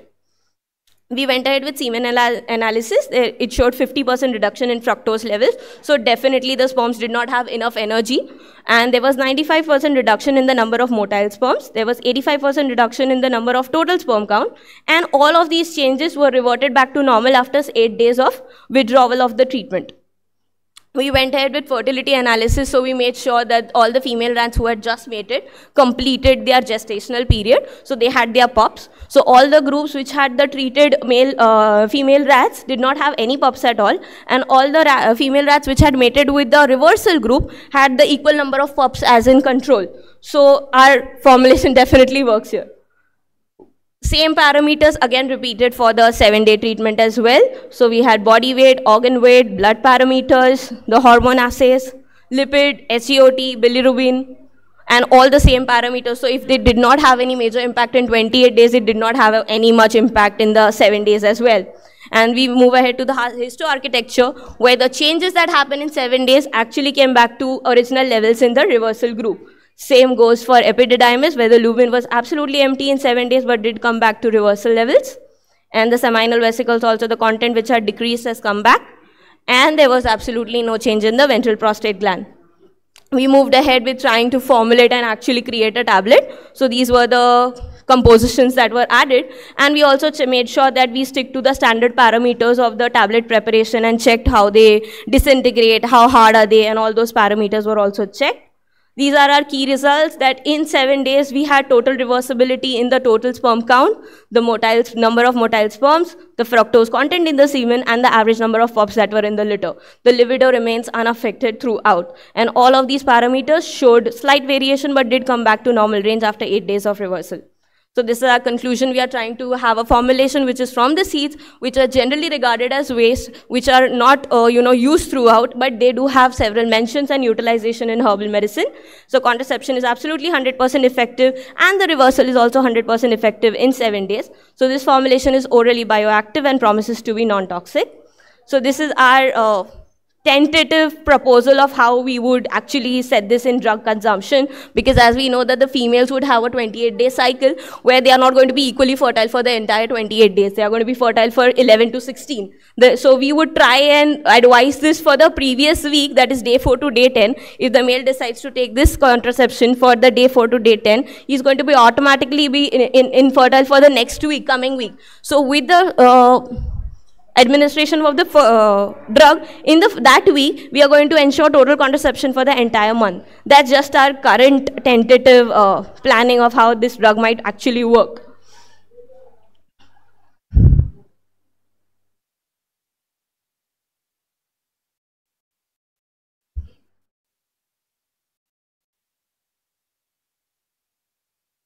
So, okay.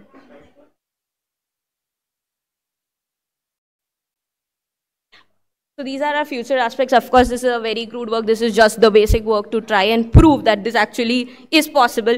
But there is so much more work that will go into, trying to make this extract more potent in much lesser quantity. A lot of pharmacokinetics detail, a lot of long-term toxicity details and studies have to go on, and before we even think of moving to clinical trials. These are our references, and I would like to end with another quote, which is, again, if this entire project becomes a really small step, for us, it may somehow, I would wish, contribute to the big giant leap for mankind. Thank you so much. Thank you, Ms. Manushri, for finishing within the time. And I would request the audience to please ask 2 questions very specific to the presentation made. We had conducted this entire experiment in a pharmacy college in Gujarat. So we had albino vista rats, male albino vista rats.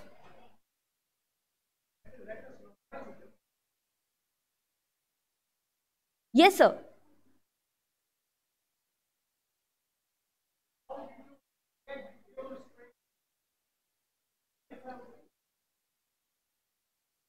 I performed this entire experiment in the specific institute, so I had to totally rely on the pharmacology professor there. So he suggested that that's the ideal strain that we should be going for. So we said, okay, we'll go ahead with that. One more question, please, from the audience. Okay, if we have any student would like to ask some questions? Okay, Professor Shekhawat. So I want to ask about the the seed extract. You have chosen the different seed extracts. So what are the concentration of the beta cytosterol in these different seed extracts? Sir, we do have an entire where I have the. Sorry, I'll try. So of course the individual seeds had more concentration, but our final formulation had lesser concentration. But that also impacts the different effects that the individual seed concentration. I have done the botanical data. I am interested into the... Yes, I'll go there, yeah. How you performed, how you isolated this compound from the seeds? I haven't isolated, sir. You just use it's just detection of beta-cytosterol and quantification with the help of HPLC. Have you have some test tube test to identify the cytosterol or some specific test for this? No, sir. This was normal, our crude extracts which were loaded on HPLC, and then we had our mobile phase and derivatizing agent which was identifying the HPLC. Any other plant part which contain the beta-cytosterol or only the seed plant? Of course, it would, but it's a general notion from the literature survey that the seeds are always going to be a little more concentrated in beta-cytosterol, unless there is another storage organ part which might have it for dormant purposes. So it's always going to be the dormant organs which are going to be rich in beta-cytosterol. So which plant part has more beta-cytosterol than the seeds? If there is, then it's going to be the starchy tubers of some plants, but otherwise the seeds. Professor Giridhar. So, what is the route of giving the treatment to the experimental animals? Oral drug administration with the help of a syringe. So we used to just literally open the mouth and make sure the gauge goes entirely through down the throat. So you have ingested this extract or seed powder combination? No, we had the extract exactly as semi-liquidy, and then we removed it out and mixed it with corn oil, and then we could administer it easily with the help of a syringe. So your claim is that in that extract the beta-cytosterol content is more. What is the bioactive compounds present in the extract as per your study? So according to our preliminary analysis, we had a list of triterpenoids, cardiac glycosides and steroids, along with some phenolic compounds which are going in there. But I do not have the exact composition of all. So because these are all very well established model plant systems, wherein the major bioactive compounds are known. So if in case if you had done quantitative studies, right, sir. Okay. At least those you could have shortlist and find out. Second thing is when you are going for the formulation level, the bioaccessibility of these things in the animal models is the most vital thing. Sir. Similarly, the pharmacokinetics study, the mean drug availability or biomolecule availability in the blood samples is another important thing. So that without these things, I think you have demonstrated the functionality. Possible functionality, but attribution wise and dose wise, I think still pharmacokinetics is very important. Of course, there is a lot of work that is going to be done again. Thank you, Dr. Giridhar. First of all, I would like to say that your histological studies were very good. Thank you, sir. Your slides are very nice. But I could not get that which particular plant gave the best results. You have not mentioned anywhere in the Sir, there is a good amount of work that is done on individual plants. Okay, so I do have a slide later after my presentation. You can just tell about it. Yeah, so all these plants have found to be individually effective, but they do take a longer amount of time, 45 days, 50 days, and there was one with 82 days. And AIBC did show some signs of DNA toxicity. Right, so we had to make sure that we also bring down the toxicity levels and also make sure that we try to get the efficacy in least amount possible so that it's going to be accepted by masses. So coming down from 48 to 7 days of efficacy was the achievement of this entire thing. No, but which plant showed the best results? You've not concluded amongst the 3 that you've tested. I haven't administered single dosage. I have only the combination extract which was administered. Yes. Because individual was already done, sir. I do have individual papers of each plants, and they have been checked for their efficacy in rats. So what was the ratio of these the drugs that you used? So we have decided to keep that on hold right now, so that we would be able to publish our work later. And regarding beta-cytosterol, when you performed the HPTLC studies, yes, sir. So did you have a standard sample? Yes, sir. Of course, the first 6 lanes were standard. You got it from where? Sir, I know of a professor in ICT college. So he was very gracious enough to give me some amount of beta-cytosterol to run with our standards. How do you know that it was a standard molecule? Sir, he is a chemistry professor in ICT. He would have isolated it maybe from some plant. No, sir, but the RF values also remain significant to what we are supposed to get from the standard, right? So when I ran it, it is supposed to give me RF value of 0.50 with that particular mobile phase and if you got it from IICT, we presume that it would be very standard compound. Okay, thank you very much. Thank you so much, sir. Thank you. Thank you. Let us give a big round of applause to both the candidates. And Both the candidates, in fact, in any conference, and particularly in the Indian Botanical Society conferences, we look forward to listening to young botanists, and this is one of the sessions where we are able to listen to them, and we wish that we had more candidates. And I would earnestly request the younger participants to come forward from next time onwards and make more presentations, so there is more healthy competition. And we are thankful to the candidates for educating us, because there are so many things that we get to learn from all of you. And each one of you is a winner, irrespective of what the result is. So thank you so much. And I greatly appreciate the help of my colleagues, Professor G.S. Shekhawat Saab from Jodhpur University, which is also my alma mater, and my dear Professor Dr. Giridhar, who is from CFTRI and a very fast colleague for the last several years. So thank you so much, both of you, and thank you very much for listening to these young students and professors. Thank you.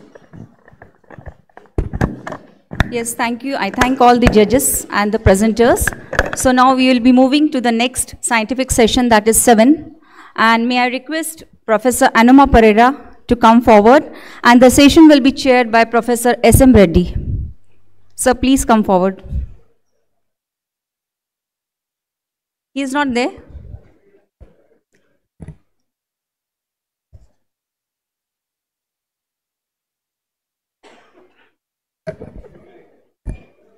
Sir, he's...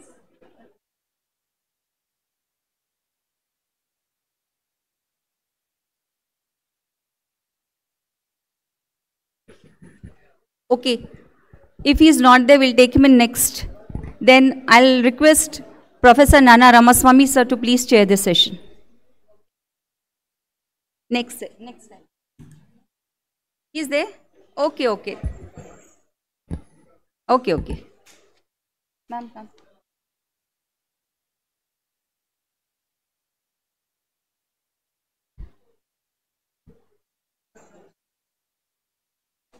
Sir, please come forward.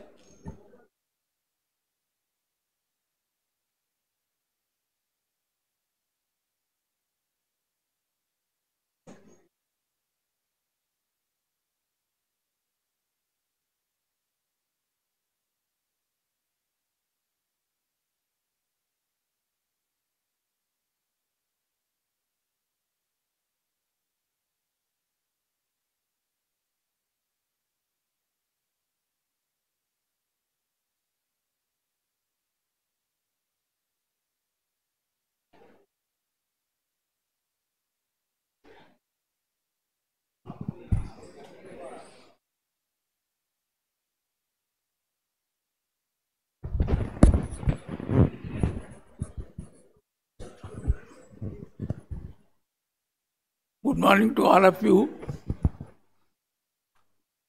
I have a pleasure to introduce the speaker of the day, Professor Anuma Pereira. Can I?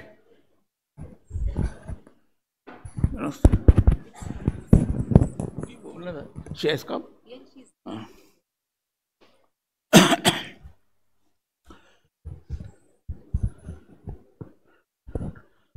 A pleasure to introduce the speaker, Anuma Pereira, who is the Deputy Director, Consultancy, Center for Environmental Sustainability.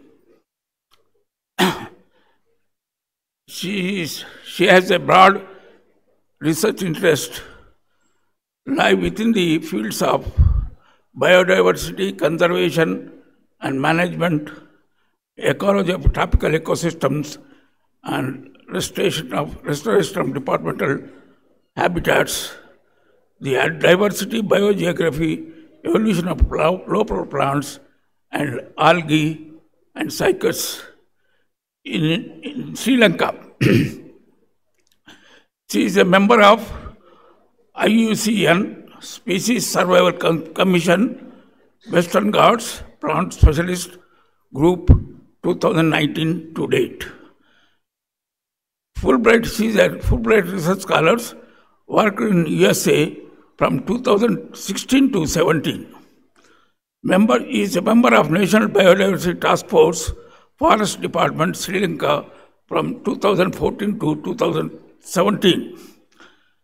She is a member of Young Scientist Forum and former group leader of the School Science and Technology Commission of Ministry of Science and Technology, Sri Lanka. She is a life member of Sri Lankan Association for the Advancement of Science since 1993.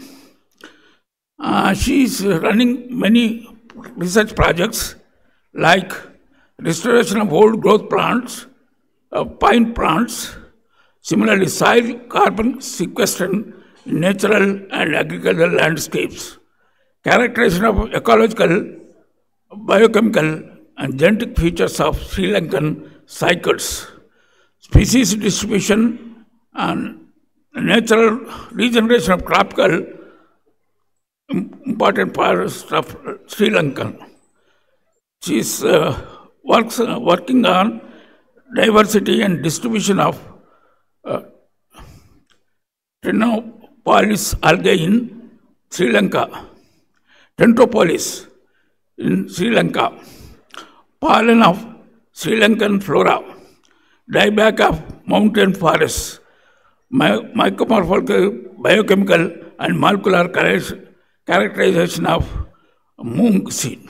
So that way, our research interests are very diverse from lower plants to higher plants. She is a very able researcher, and I have a pleasure to introduce and request her to speak on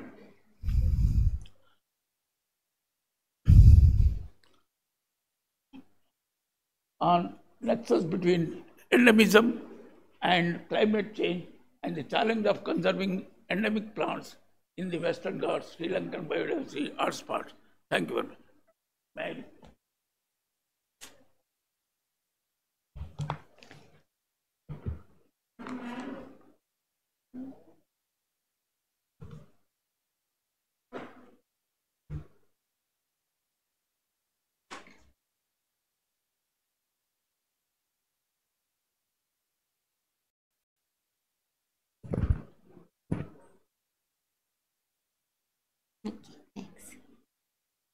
Thank you. Distinguished guests, eminent scientists, members of IBS, dear students, ladies and gentlemen, good morning to you all. First of all, let me express my deep gratitude for inviting me to deliver a talk at this prestigious 46th All India Botanical Conference and the International Conference on Synergy in Plant Science and Sustainable Future. I thank Professor Varsha, the head of the Department of Botany, Sant Gadge Baba Amravati University, and the organizing committee of this conference, and all other members of the organizing committee of the conference for giving me this opportunity. Western Ghats Sri Lanka biodiversity hotspot possesses exceptional levels of plant endemism, but it experiences serious habitat loss and deterioration of its natural ecosystems. Therefore, conserving biodiversity and endemics is a common challenge faced by both India and Sri Lanka, especially in the face of climate change. Therefore, I thought of drawing your attention to the nexus between endemism and climate change, highlighting the necessity of paying special attention to conserving endemic plant species in our region. Also, I would like to share my little experience and involvements in endemic plant conservation in one part of the Western Ghats Sri Lanka biodiversity hotspot, that is the wet zone of Sri Lanka. To begin with, I would like to quote Professor Lee Gerber, the founding director of the Biodiversity Outcomes of Arizona State University, USA. Nature is in a state of collapse, and science shows that we face a surging climate crisis and an unprecedented biodiversity crisis. Climate change is undeniable and there is enough evidence to prove it. In March 2023, the International Panel for Climate Change has stated that the global surface temperature is, in the recent past, has increased by about 1.1 degrees Celsius compared to the pre-industrial period, that is from 1850 to 1900. Global warming has increased the frequency, intensity, and duration of heat waves and the intensity of precipitation events in most land regions of the world. It has also resulted in an increase in the frequency and intensity of droughts in some regions. The IPCC 2023 report stated that with every increment in temperature, the regional climate changes become more pronounced. Here you can see two examples, the annual hottest day temperature and the annual wettest day precipitation. At different projected temperature increases, 1.5, 2, 3 and 4 degrees Celsius. The severity of the impact increases with the increased projected temperatures. However, the impacts will be harsher in some areas of the world. Climate change is projected to increase the impacts on food production and threaten ecosystems and biodiversity that we as humans depend on our survival.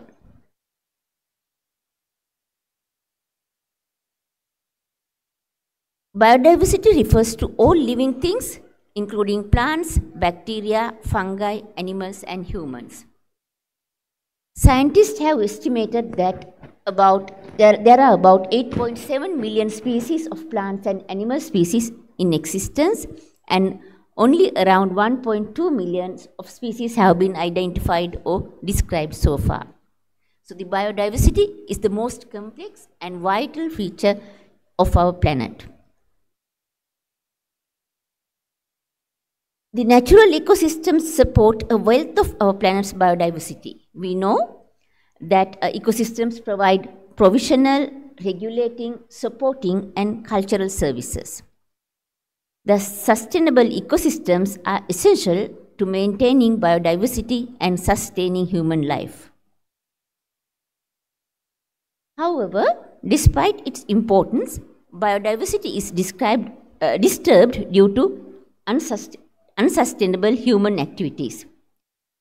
Habitat destruction and overexploiting of resources have significantly disrupted the balance of ecosystem and affect the ecosystem services that they provide, and ultimately this will adversely impact the humankind.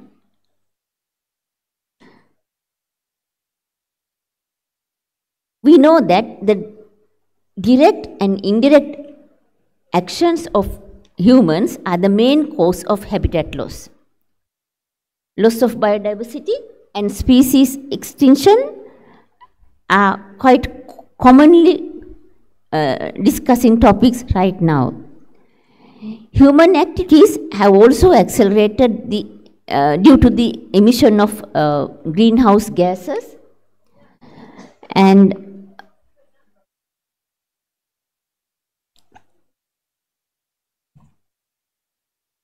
we have seen a 68% drop of mammal, bird, fish, reptile and amphibian populations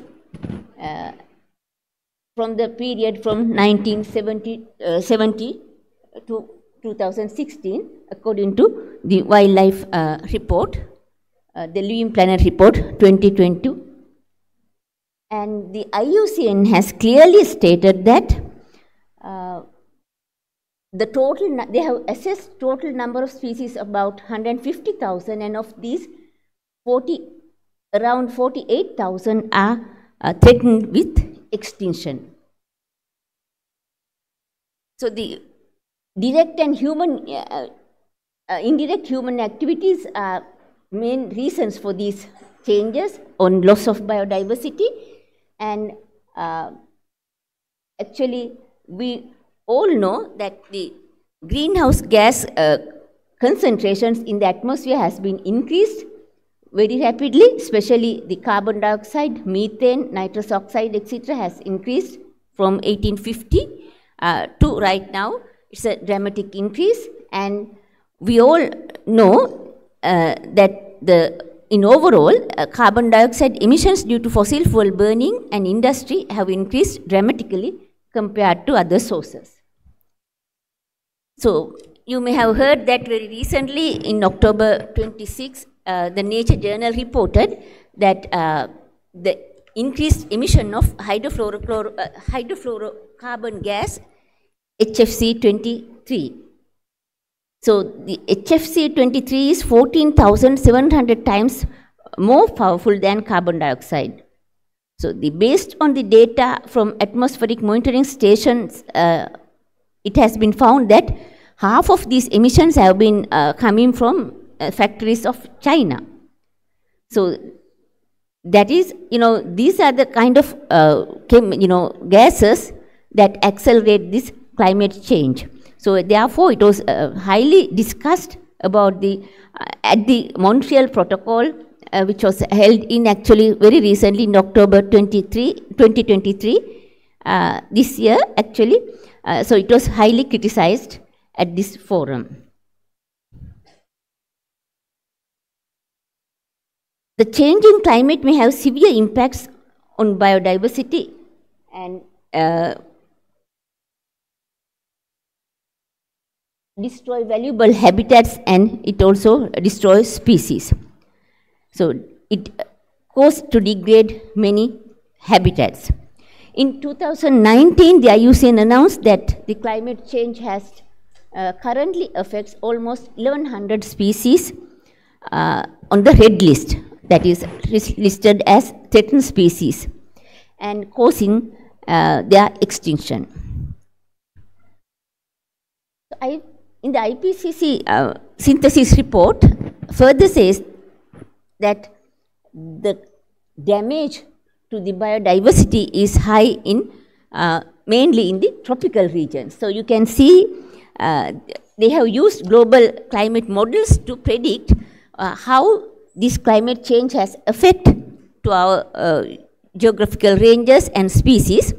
By considering about 36,000 species, they found that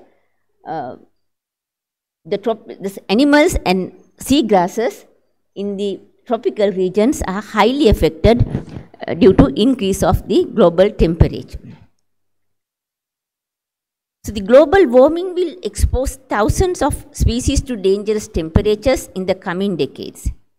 Therefore, climate change, which hasn't been the biggest driver of biodiversity loss earlier, will become a key important factor that govern the habitat loss and species diversity, loss of species diversity. So, therefore, actually right now the climate change is the third highest cause for biodiversity loss. So, now with this background, we face double interlinked emergencies of human-induced climate change and the loss of biodiversity, threatening the well-being of current and future generations. Actually, the loss of biodiversity and climate change are not two different things. Now we realize that these are just like the two sides of the same coin. All biodiversity indicators indicate that the biodiversity is vanishing in an alarming rate. We must accept that it is essential to reduce the rate of biodiversity loss and take actions to facilitate speciation and evolution of species in natural ecosystems. So, according to WWF, World Wildlife Fund indicated, bending the curve for biodiversity will require ambitious targets that not only accelerate conservation and restoration, but also address drivers of biodiversity loss. So, by now, several researchers have been pointed out that protection of natural lands itself may no longer secure endpoint. So then what can we do for that? Of course, emission reduction and cutting our carbon footprint and are chronically important actions to overcome the climate crisis. However, these alone are not adequate to bend the curve for biodiversity.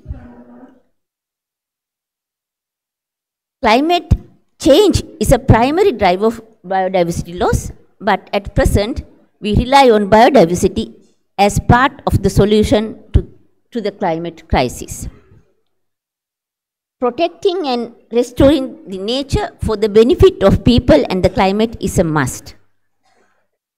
Therefore, mitigating adverse climate impacts should go hand in hand with addressing ecosystem sustainability and biodiversity loss at the same time. Nature and climate are intertwined. Therefore, in the 2023 IPCC synthesis report, it is stressed that both climate risk and biodiversity risk should be taken into account in any policy level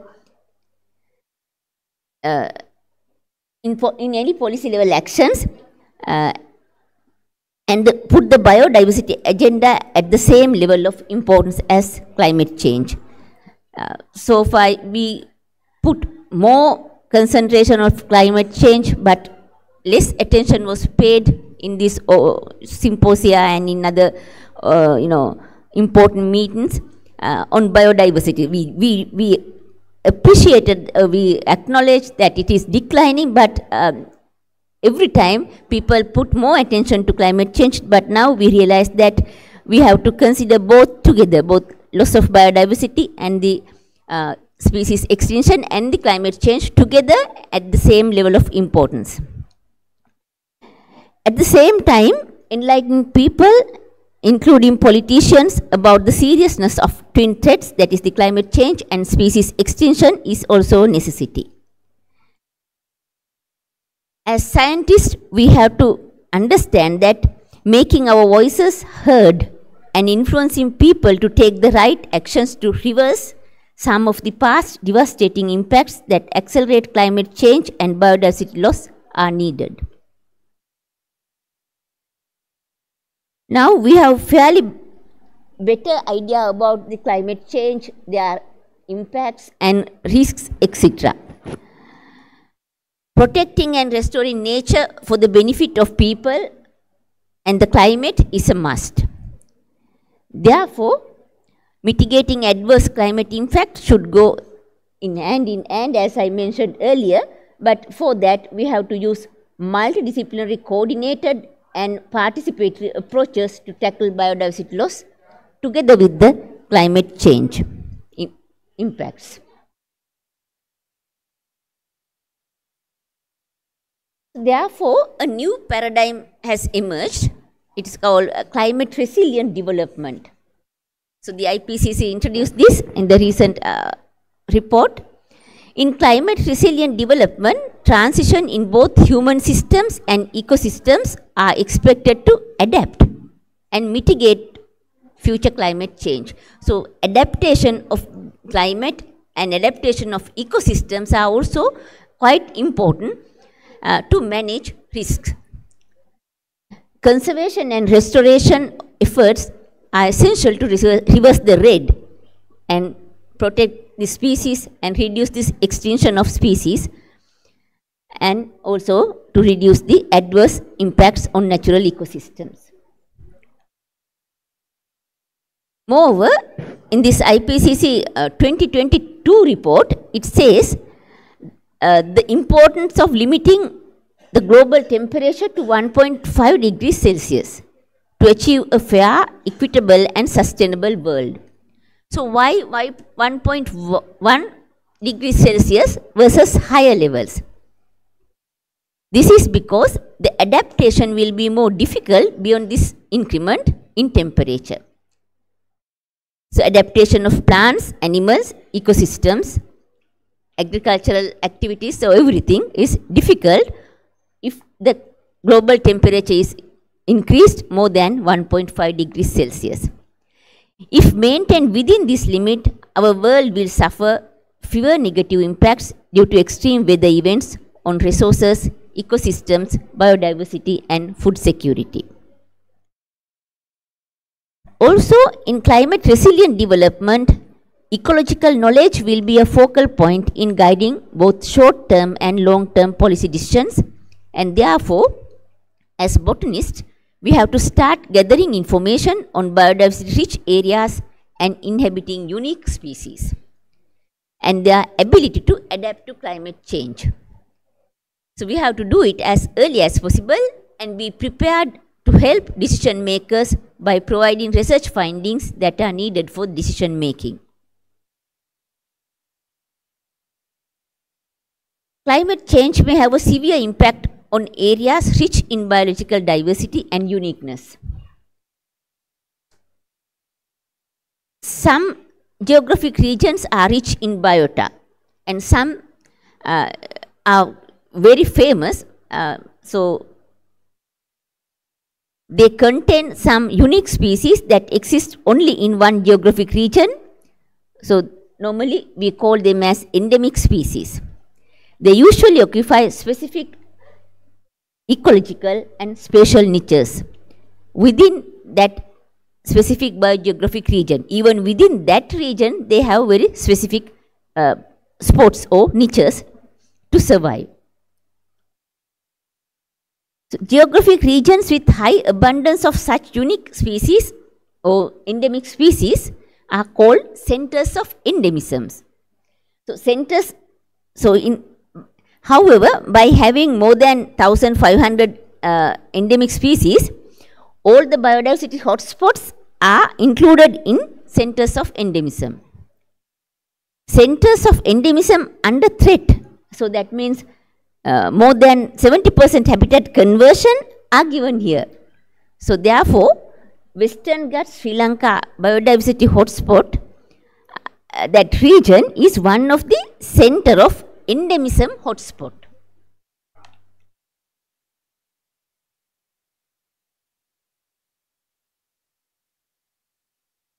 So in general, we describe endemic species as based on their spatial distribution patterns as narrow endemics and widespread endemics.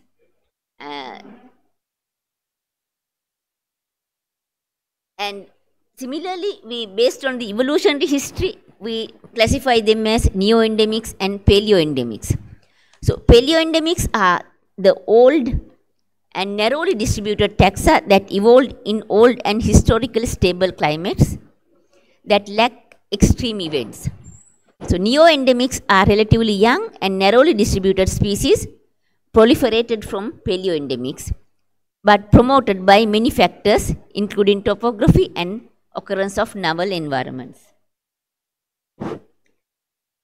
So climate change is projected to adversely impact the majority of species in overall, but the endemic species are consistently more adversely impacted.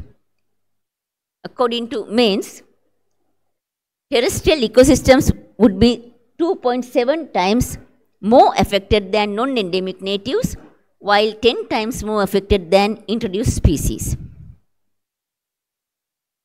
So as Jensen stated, fewer endemic species of mammals, birds, reptiles, amphibians and vascular plants exist at higher mean annual global temperatures. So why these endemic plants suffer more than other species?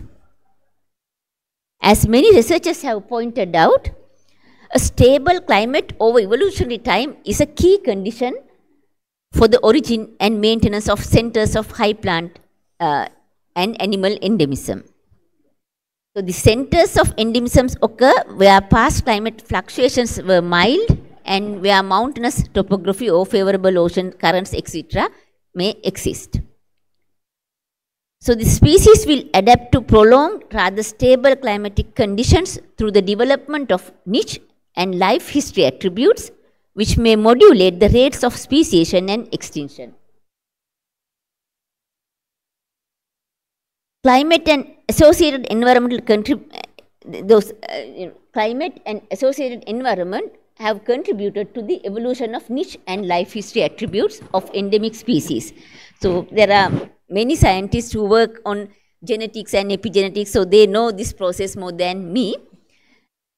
So therefore, however, we should understand that the current changes in the climate are more rapid than expected, and it would not leave adequate time for endemic plants to adapt to the changing climate. Therefore, it is very unlikely that many threatened and endemic plant species, especially paleoendemics, would be able to survive under the current rate of global warming and climate change unless assisted by human beings.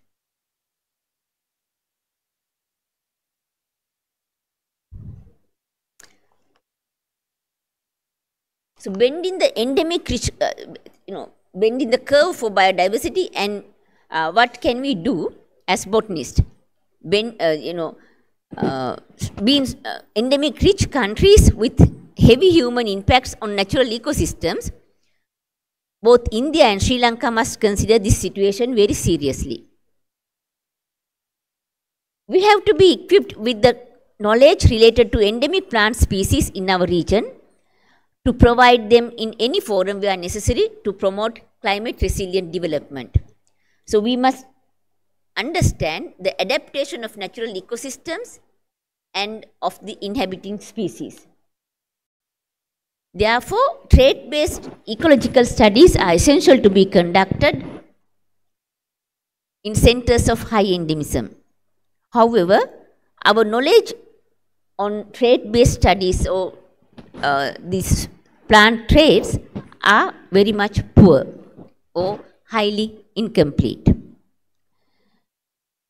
So, in addition to that, we have to generate climate change scenarios for endemic plant species and detect current and future vulnerability of these species.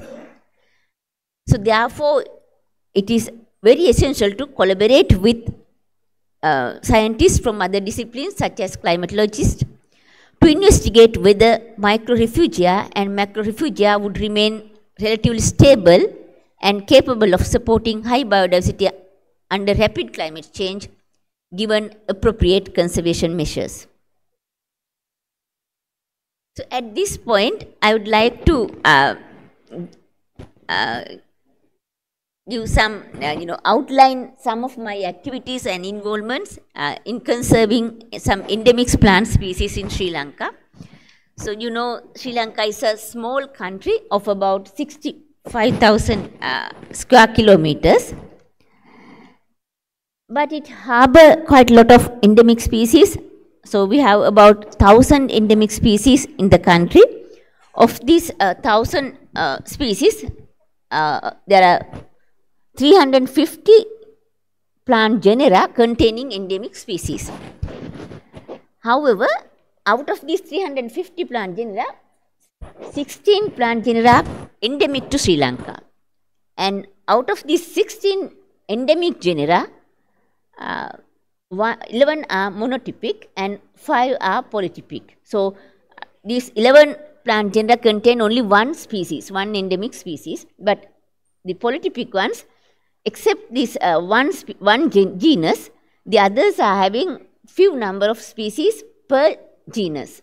So, less than 4, but in one genus, what we call genus Stemnoporus, it's having 26 species. So, all endemic to Sri Lanka. And these include 13 critically endangered species, 10 endangered species, 2 vulnerable species, and 1 what we call controversial species, Stemnoporus nitidus. I didn't put it there. And these species occur in the wet zone of the Sri Lanka, wet part of the Sri Lanka. So, mostly in the mountain range in the middle part of the country as well as in the lowland southwest of Sri Lanka. And also, they have distributed in different altitudinal zones. So, these are not widely distributed. So, some species occur in high elevation, some species occur in mid elevation, some species occur in low elevations.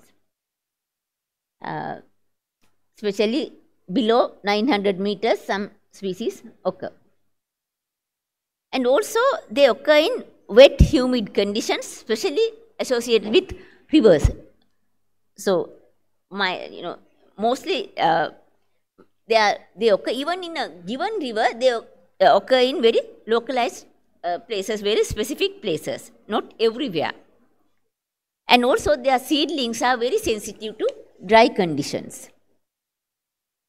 Unfortunately, these habitats are disturbed by human activities. So one of my postgraduate student, Sumit Rekanayaka, so he is studying about these species in the middle part of this mid-elevation and high-elevation areas. He has selected, for his PhD degree, he has selected an area of about 72 square kilometers to study the stomatophore species, their ecology and their distribution, then their niche specialization, and many more things. So, by now he has established 35 experimental plots. I mean, he observed 120 experimental plots, but we found stomatophore species only in 32. That means they are not very common, they are rare, not much distributed.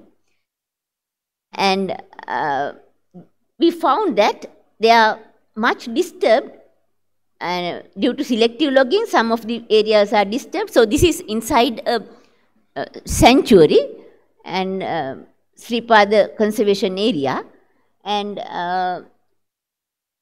there is an increase in threat due to flooding. So this is one of the things that we have to consider. So they are associated with rivers, but with the climate change, the rainfall is getting higher. So therefore, some of these habitats are now destroying. And we found that they are associated with very specific plant associations. Some species are associated with Agrostis boniensis and Strabanoporus rigidus association. Some are associated with Actinodaphne, Lesianthus and Ardisia solanaceae association. So there is a mixed association. Actually, these are more like a disturbed community of the Actinodaphne, Lesianthus, Ardisia association. So the seedlings of some of these species are not found, and then therefore we started to do ex situ conservation of these seedlings as well. So here I will give one more thing. So as the red list index indicated, the cycads are highly threatened. So therefore we have to do the same kind of studies to conserve the cycads in our region as well. So with this, I would like to conclude my presentation by quoting Sir David Attenborough, who stated at the conference of the parties, what we do now and in the next few years will profoundly affect the next few thousand years. So therefore, our urgent and immediate actions are essential to conserve our plants in the biodiversity hotspot.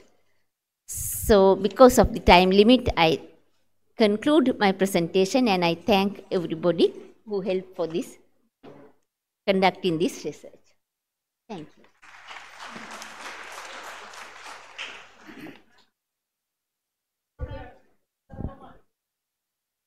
While thanking Professor Anoma Pereira for her nice presentation dealing with the twin problems of endemism and the biodiversity and climate change.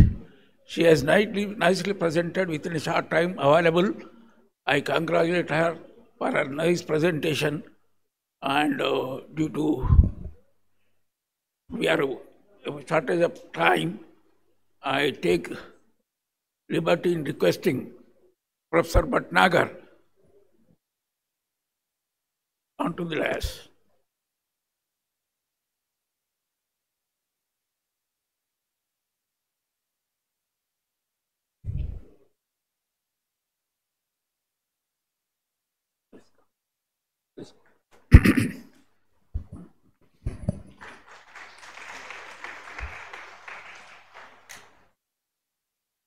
Professor Bhatnagar is a well-known botanist of the country. He doesn't need any introduction, but as a formality, I will take pleasure in giving a brief introduction about him. As you know, he is a professor in the Head Department of Delhi University and putting a lot of rich experience in different fields like reproductive biology, seed biology, and biodiversity, environmental biology. He has played his role in different capacities in the University of Delhi and contributed richly to the botany. He is decorated with various awards like V. Puri Medal of the AIBS, Fellow of National Academy of Sciences, Allahabad, and Jaswant Singh Rai Memorial Award of Guru Nanak Dev University and Distinction Award of Society of Promotion of Plant Sciences. And he has run a large number of projects which yielded good information about there. And further, he has a rich experience in the editorial capacity. He is the editor of the Botanica of Delhi University, which is one of the oldest and regular departmental journal. He is also the editor of Indian Science Congress Souvenir and Souvenir and Abstracts, and more so he is the editor of Phytomorphology, one of the premier journal of the country. Similarly, he is a member of editorial committee on Wealth of India, and he edited several volumes. This way, I take pleasure in requesting him to deliver his talk. Thank you very much.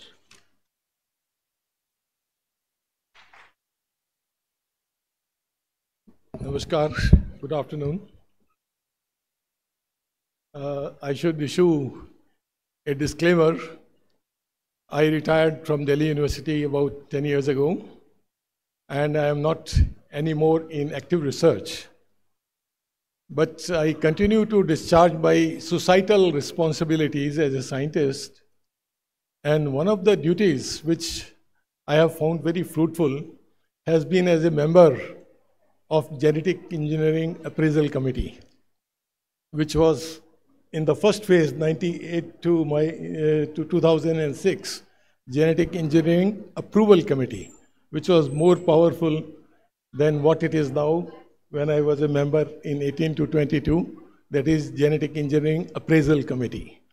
But I thought I will share some of my experiences with you.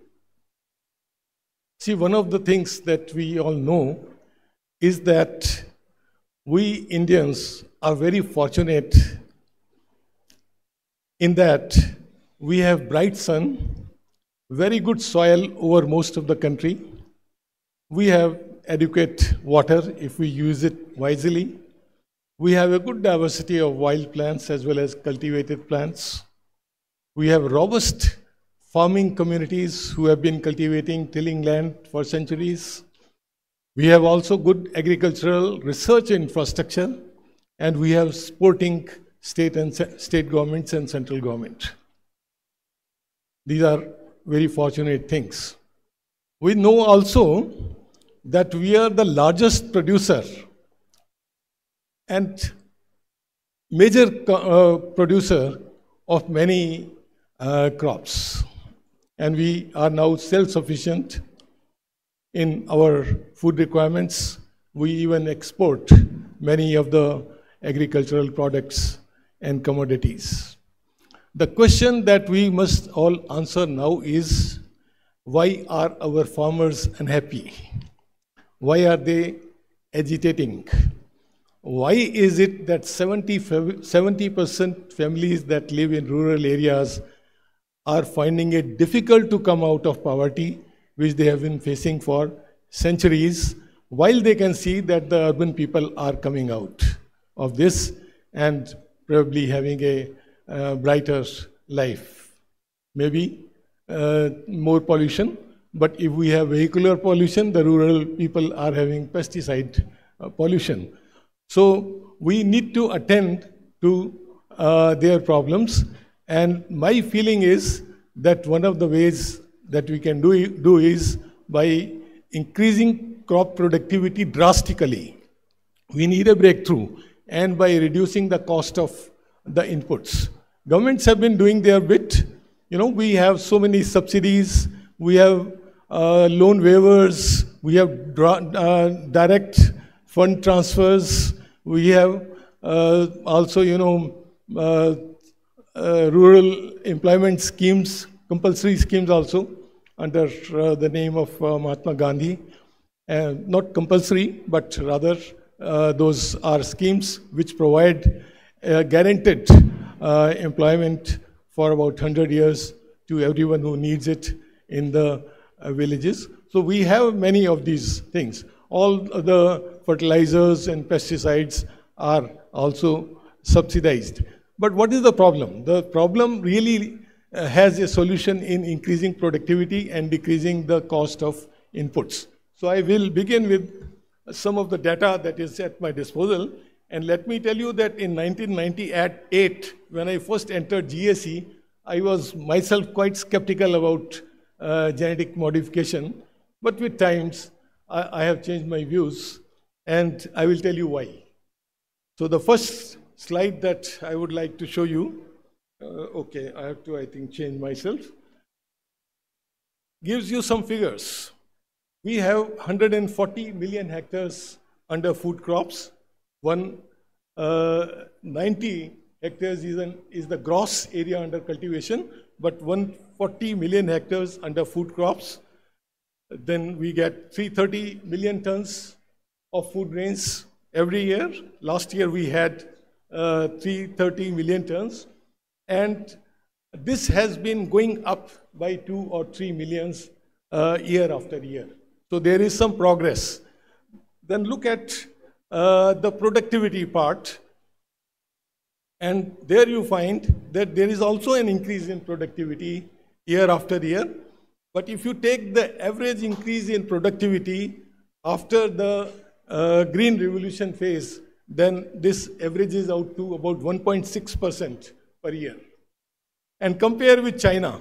China has a little more area under cultivation than us, but their production is double, more than double of us, and their productivity likewise is more than double compared to India. Europe and America have their productivity 3 times of India. So there is plenty of scope for this part.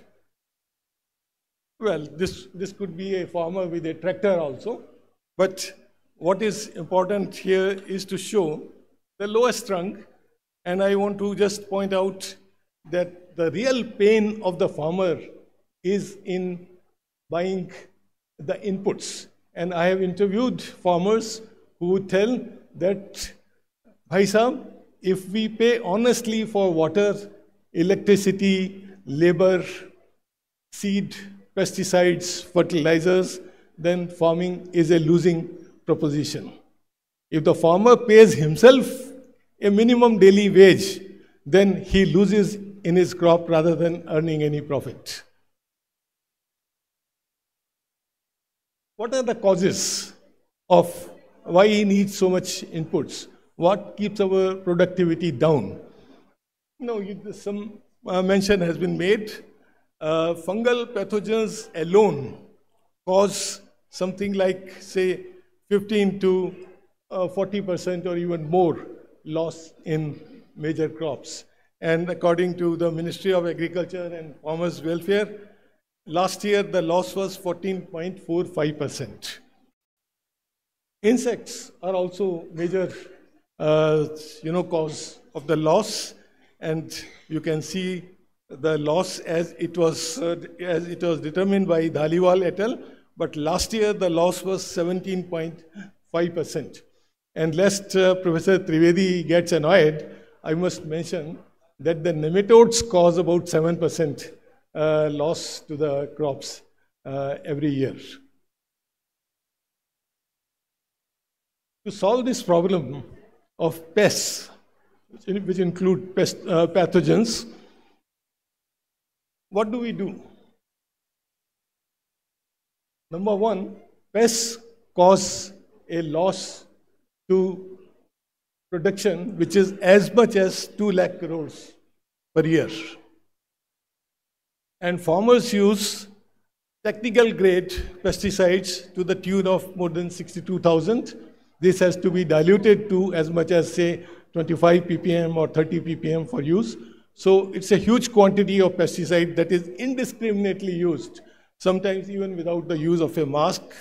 And because of this, we often find that the farmer and his families suffer from diseases, including such problems as cancer, because of the use of pesticides in our cropping systems.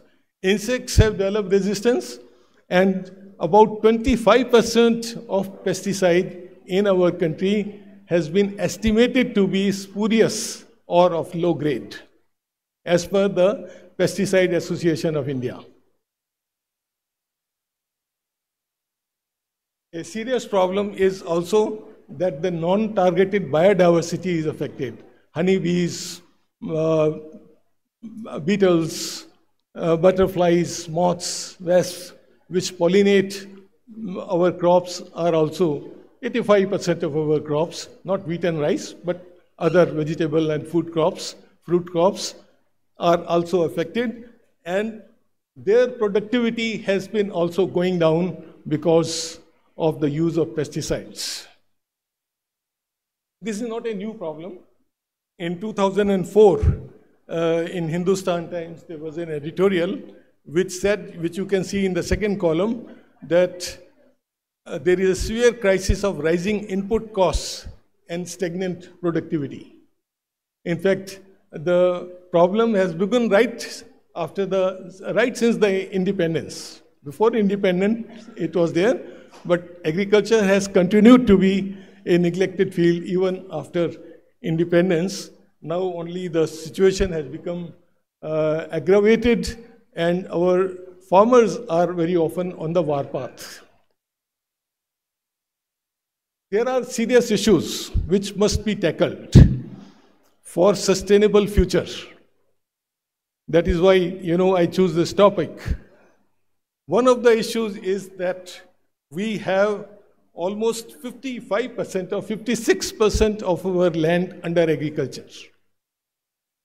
56%, 46% at any time, and 9% is fallow, which is also sooner or later to be cultivated. The world average is 10%. According to FAO, China has 13%, but India has 15% of our land under cultivation. Another about 14% is built up area. That means mostly human habitations or industries.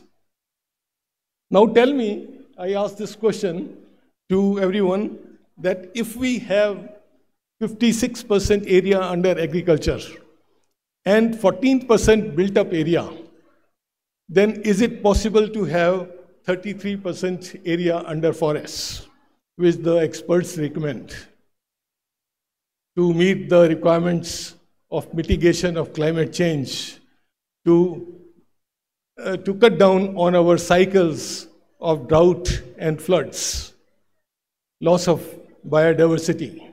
We need 33%, but where is the land for going 33% forests? Studies with the help of satellites by our prestigious Indian Space Research Organization says that there are several districts which you find colored here, which have 10 to 30% area which is degraded.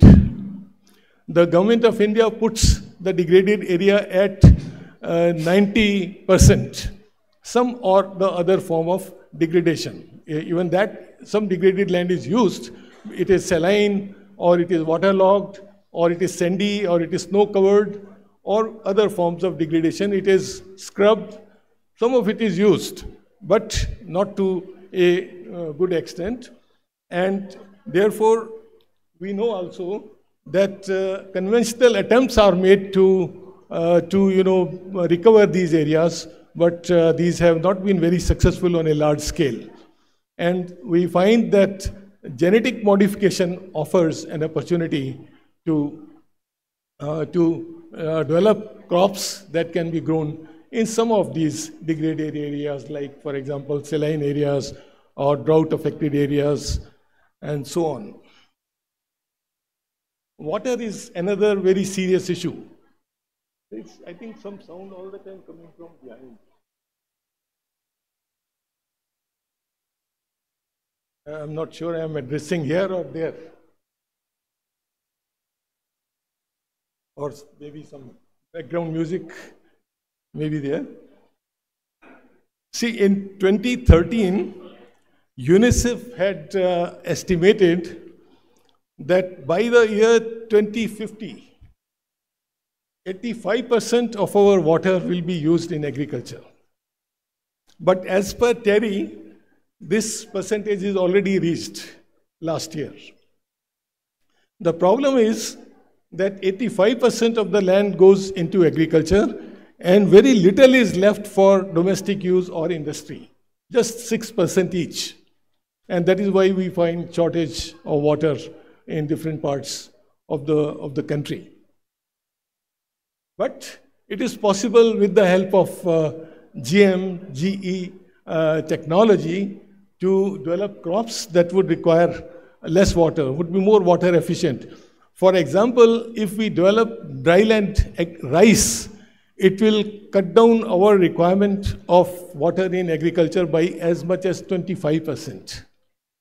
So imagine how much water will become available for other uses and maybe for other agricultural crops. UN report, recent, this year's UN report says that India's groundwater is also reaching a stage of where a tipping point has come. It is also contaminated. The groundwater is also contaminated. There are studies in Hyderabad, Bangalore, and many other places which show that the groundwater itself is contaminated with pesticides and heavy metals. Most of the heavy metals also come from pesticides or fertilizers. And these mountains, which you see, black mountains, they show the level of depletion of groundwater. And India and China are both listed as countries which are facing maximum hazard in use. And most of our groundwater is used for agriculture. We use also a lot of electricity for the purpose. So this is one more point where we have to consider like how to make our crops more water efficient. And here again, biotechnology can be very useful. This is a time bomb, I will say. The urban income is 6 times more than rural income. Probably the difference is more because the urban people hide their income because they have to pay income tax. And very often the rural people, boast and give the impression that they have more money than they actually have. The difference may be more, but 6 times more. And again, I wouldn't say that the farmer is only using ox. There can be modern farming machinery. Even the farmer using modern methods has a problem with the income compared to investment. For a recent survey says that for 10 rupees spent, the farmer gets back 16 rupees. So the margin is very little actually. And probably what an average farmer earns, which is about 12,000 rupees per month, is less than the salary of a peon. And this can explode. Farmers are not well organized, but they are already agitating. They can see the shining urban areas. They can see beautiful cars running on the beautiful highways and all that. And this is also one factor. And again, I would say that governments have tried to, diffuse the situation by giving subsidies and loan waivers and direct transfers and all that. But those are crutches. Ultimately, productivity must go down. Farmers must earn more from their own produce. Employment sector. See, most of the countries of the world, South Korea, Japan, European countries, USA, they have less than 5% of their land under cultivation. Less than 5%. China has 30%, but the farmers there, I'm talking about employment. In these countries that I have named, less than 5% of the people are engaged in agriculture. China has 30% people engaged in farming, but along with growing crops, they also rear animals. We have farmers who are basically dedicated to growing crops, and they rear animals for themselves, but even China has 30%, whereas in our country, 54% people are engaged in agriculture. 54%, that includes the farmers as well as those which are employed. And former vice chairman of Niti Aayog, Dr. Arvind, now a professor in a university in USA, he says that the only way we can really help farmers is to take most of them out of farming. This is the economist's view, that the contribution of farming to gross domestic product is 17% only. And he says that this cannot sustain 54% of the population, or more than 54% of the population that lives in our villages. He has also, in this article,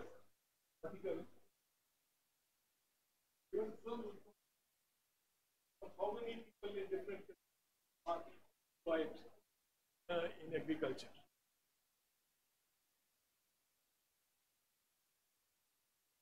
Well, we do not always believe this. As per the Global Hunger Index, India ranked 111 out of 125, but the government of India has already contradicted it. And our reason given is that in the last 3 years after COVID, 82% of the people are getting free ration. So how can such a large number of people be hungry? But the criteria here is stunting and wasting and death of children below 5 years, which they apply uniformly. And so they say that India ranks 110 out of 125, even below Nepal and Pakistan and several other neighboring countries. But FAO hunger map probably sounds more reasonable when it says that we are among those where 10 to 24% people still go hungry. And it is a kind of a malnutrition. Those who are not getting enough food, as well as those getting enough, as well as those who are getting more than enough, all suffer from malnutrition because our food, our vegetarian food particularly, is deficient in proteins. It is deficient in vitamin A, B complex, and D. It is deficient in lysine amino acid. It is deficient in iron and zinc. It is deficient in certain other, for example, omega fatty acids. And if we want our vegetarian diet to become balanced, we can do it with the help of biotechnology, by introducing the desirable genes from other plants or microorganisms into our crops. So that offers a solution. But are we going to accept the solution? The golden rice, which was developed by Potricus more than 20 years ago, 1998, and it has been further developed in public sector. The technology is available free of cost. It has been cleared in Philippines and many developed countries, but Bangladesh is going to be the first country to start growing it. The government there is very strict. They tell people, they introduced BT brinjal, and they tell people that we are not a rich country like India. We cannot afford opposition without scientific basis. So these crops are going to be introduced, and if somebody opposes without scientific evidence, then that person will face arrest and action. And you know, we have vitamin A deficiency in our country, largely responsible for blindness. And the gene for beta carotene, the precursor of vitamin A, has been introduced from corn now. Earlier it was from a ornamental plant. Now it is from corn, and it is highly successful. But still, opposition. There was some opposition in these countries also, but the opposition is ultimately melts in the face of scientific evidence, but it doesn't in our country. Professor V.L. Chopra used to show this slide, former Director General of ICR, and he said that when we selected, you know, in the course of history, when we selected some plants as crops, then some wild plants had to give way. When we introduced plants, for example, when we introduced tea in our northeastern parts of the country, or we have a Sri Lankan here in Sri Lanka, in very rich biodiversity areas. So there was a loss of biodiversity. Hybridization, there used to be, as per Dr. Swaminathan, about 2 lakh varieties of rice. Now only 50 or 60 are grown around the world. So the others have to be, you know, conserved in repositories. So there is a loss in every phase. But according to some of those experts, genetic engineering will entail much less loss because it is one of the superior varieties or hybrids which is genetically modified for a particular area. It's not something new altogether. Very interesting, study was undertaken by the Academies of Science, Engineering and Medicine in USA. Such a study was undertaken in India also, but our Minister of Environment was not happy with it, and the newspapers said that he discarded it in the waste basket. But I think there was already some prejudice involved.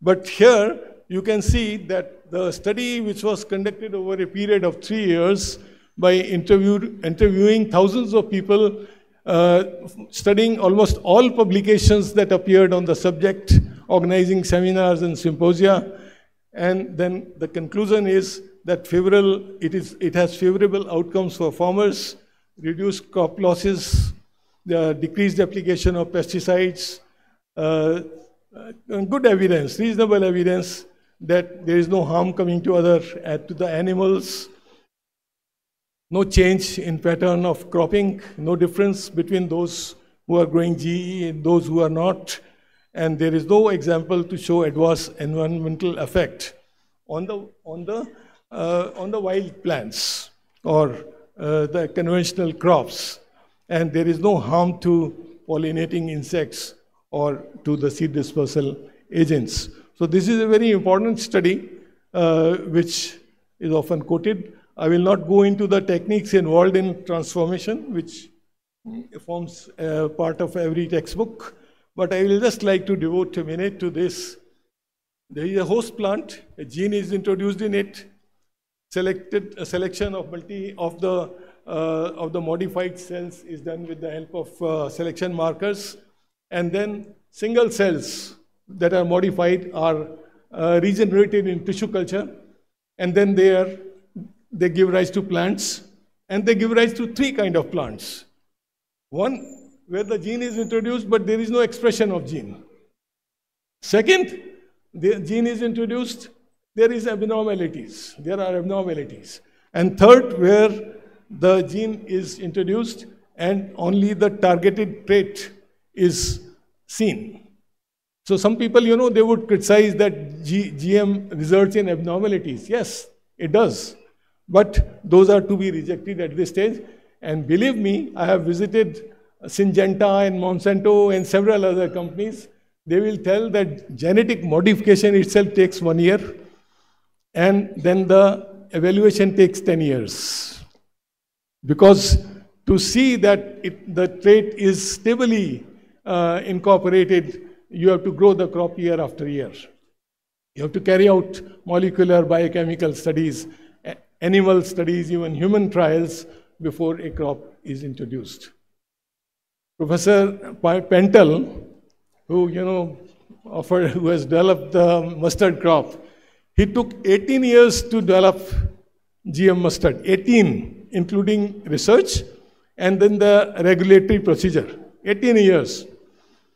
It was one day announced, next day it appeared in the newspaper, and next day there were 2 reports in the newspaper.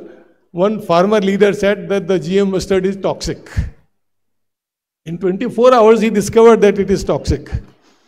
And another NGO said that it is going to be harmful to the farmers. I mean, which economic model, which economic formula can tell you in 24 hours that a crop which has not even been introduced so far, it is not going to be introduced for next 2 years before more experimentation is done and the state governments also permit. May not be introduced at all, but the fellow already knows that it is going to be harmful to the people. Yes, detection is done sometimes, and it is done, has to be done honestly. T.J. Higgins introduced a gene for weevil resistance from bean to peas. Both are edible crops. No harm was expected, but the studies indicated that the peas, the modified peas, caused inflammation of lungs, and there was adverse immune response. So the crop was immediately rejected. So there can be some abnormalities, but these have to be detected at the right stage. Well, I will again not go into these objectives, well known to all, but the first 2 are very important for our country. Resistance to pests, and number 2, tolerance to cold heat, salinity, alkalinity, etc. Weed control, I am always against it. Use of weedicide herbicides will add another problem in our country like pesticides. It will harm the biodiversity, it will cause health issues, as has been caused in USA, where farmers have been facing cancer because of the widespread use of pesticide glyphosate. There are other things on which work is being done. For example, enhanced nutritional quality, it has come up. Increase in shelf life, some edible oils have been modified. Those works are also very important and have to be also pursued. About 30 countries are growing genetically modified crops, and the main crops are soybean, maize, cotton, and canola. I will not go further. India appears on the map, and a slight update in the fact that in 1996, 1.7 million countries in 6 countries were growing GM crops, and now, in 2020, you can already see the number is 18 million.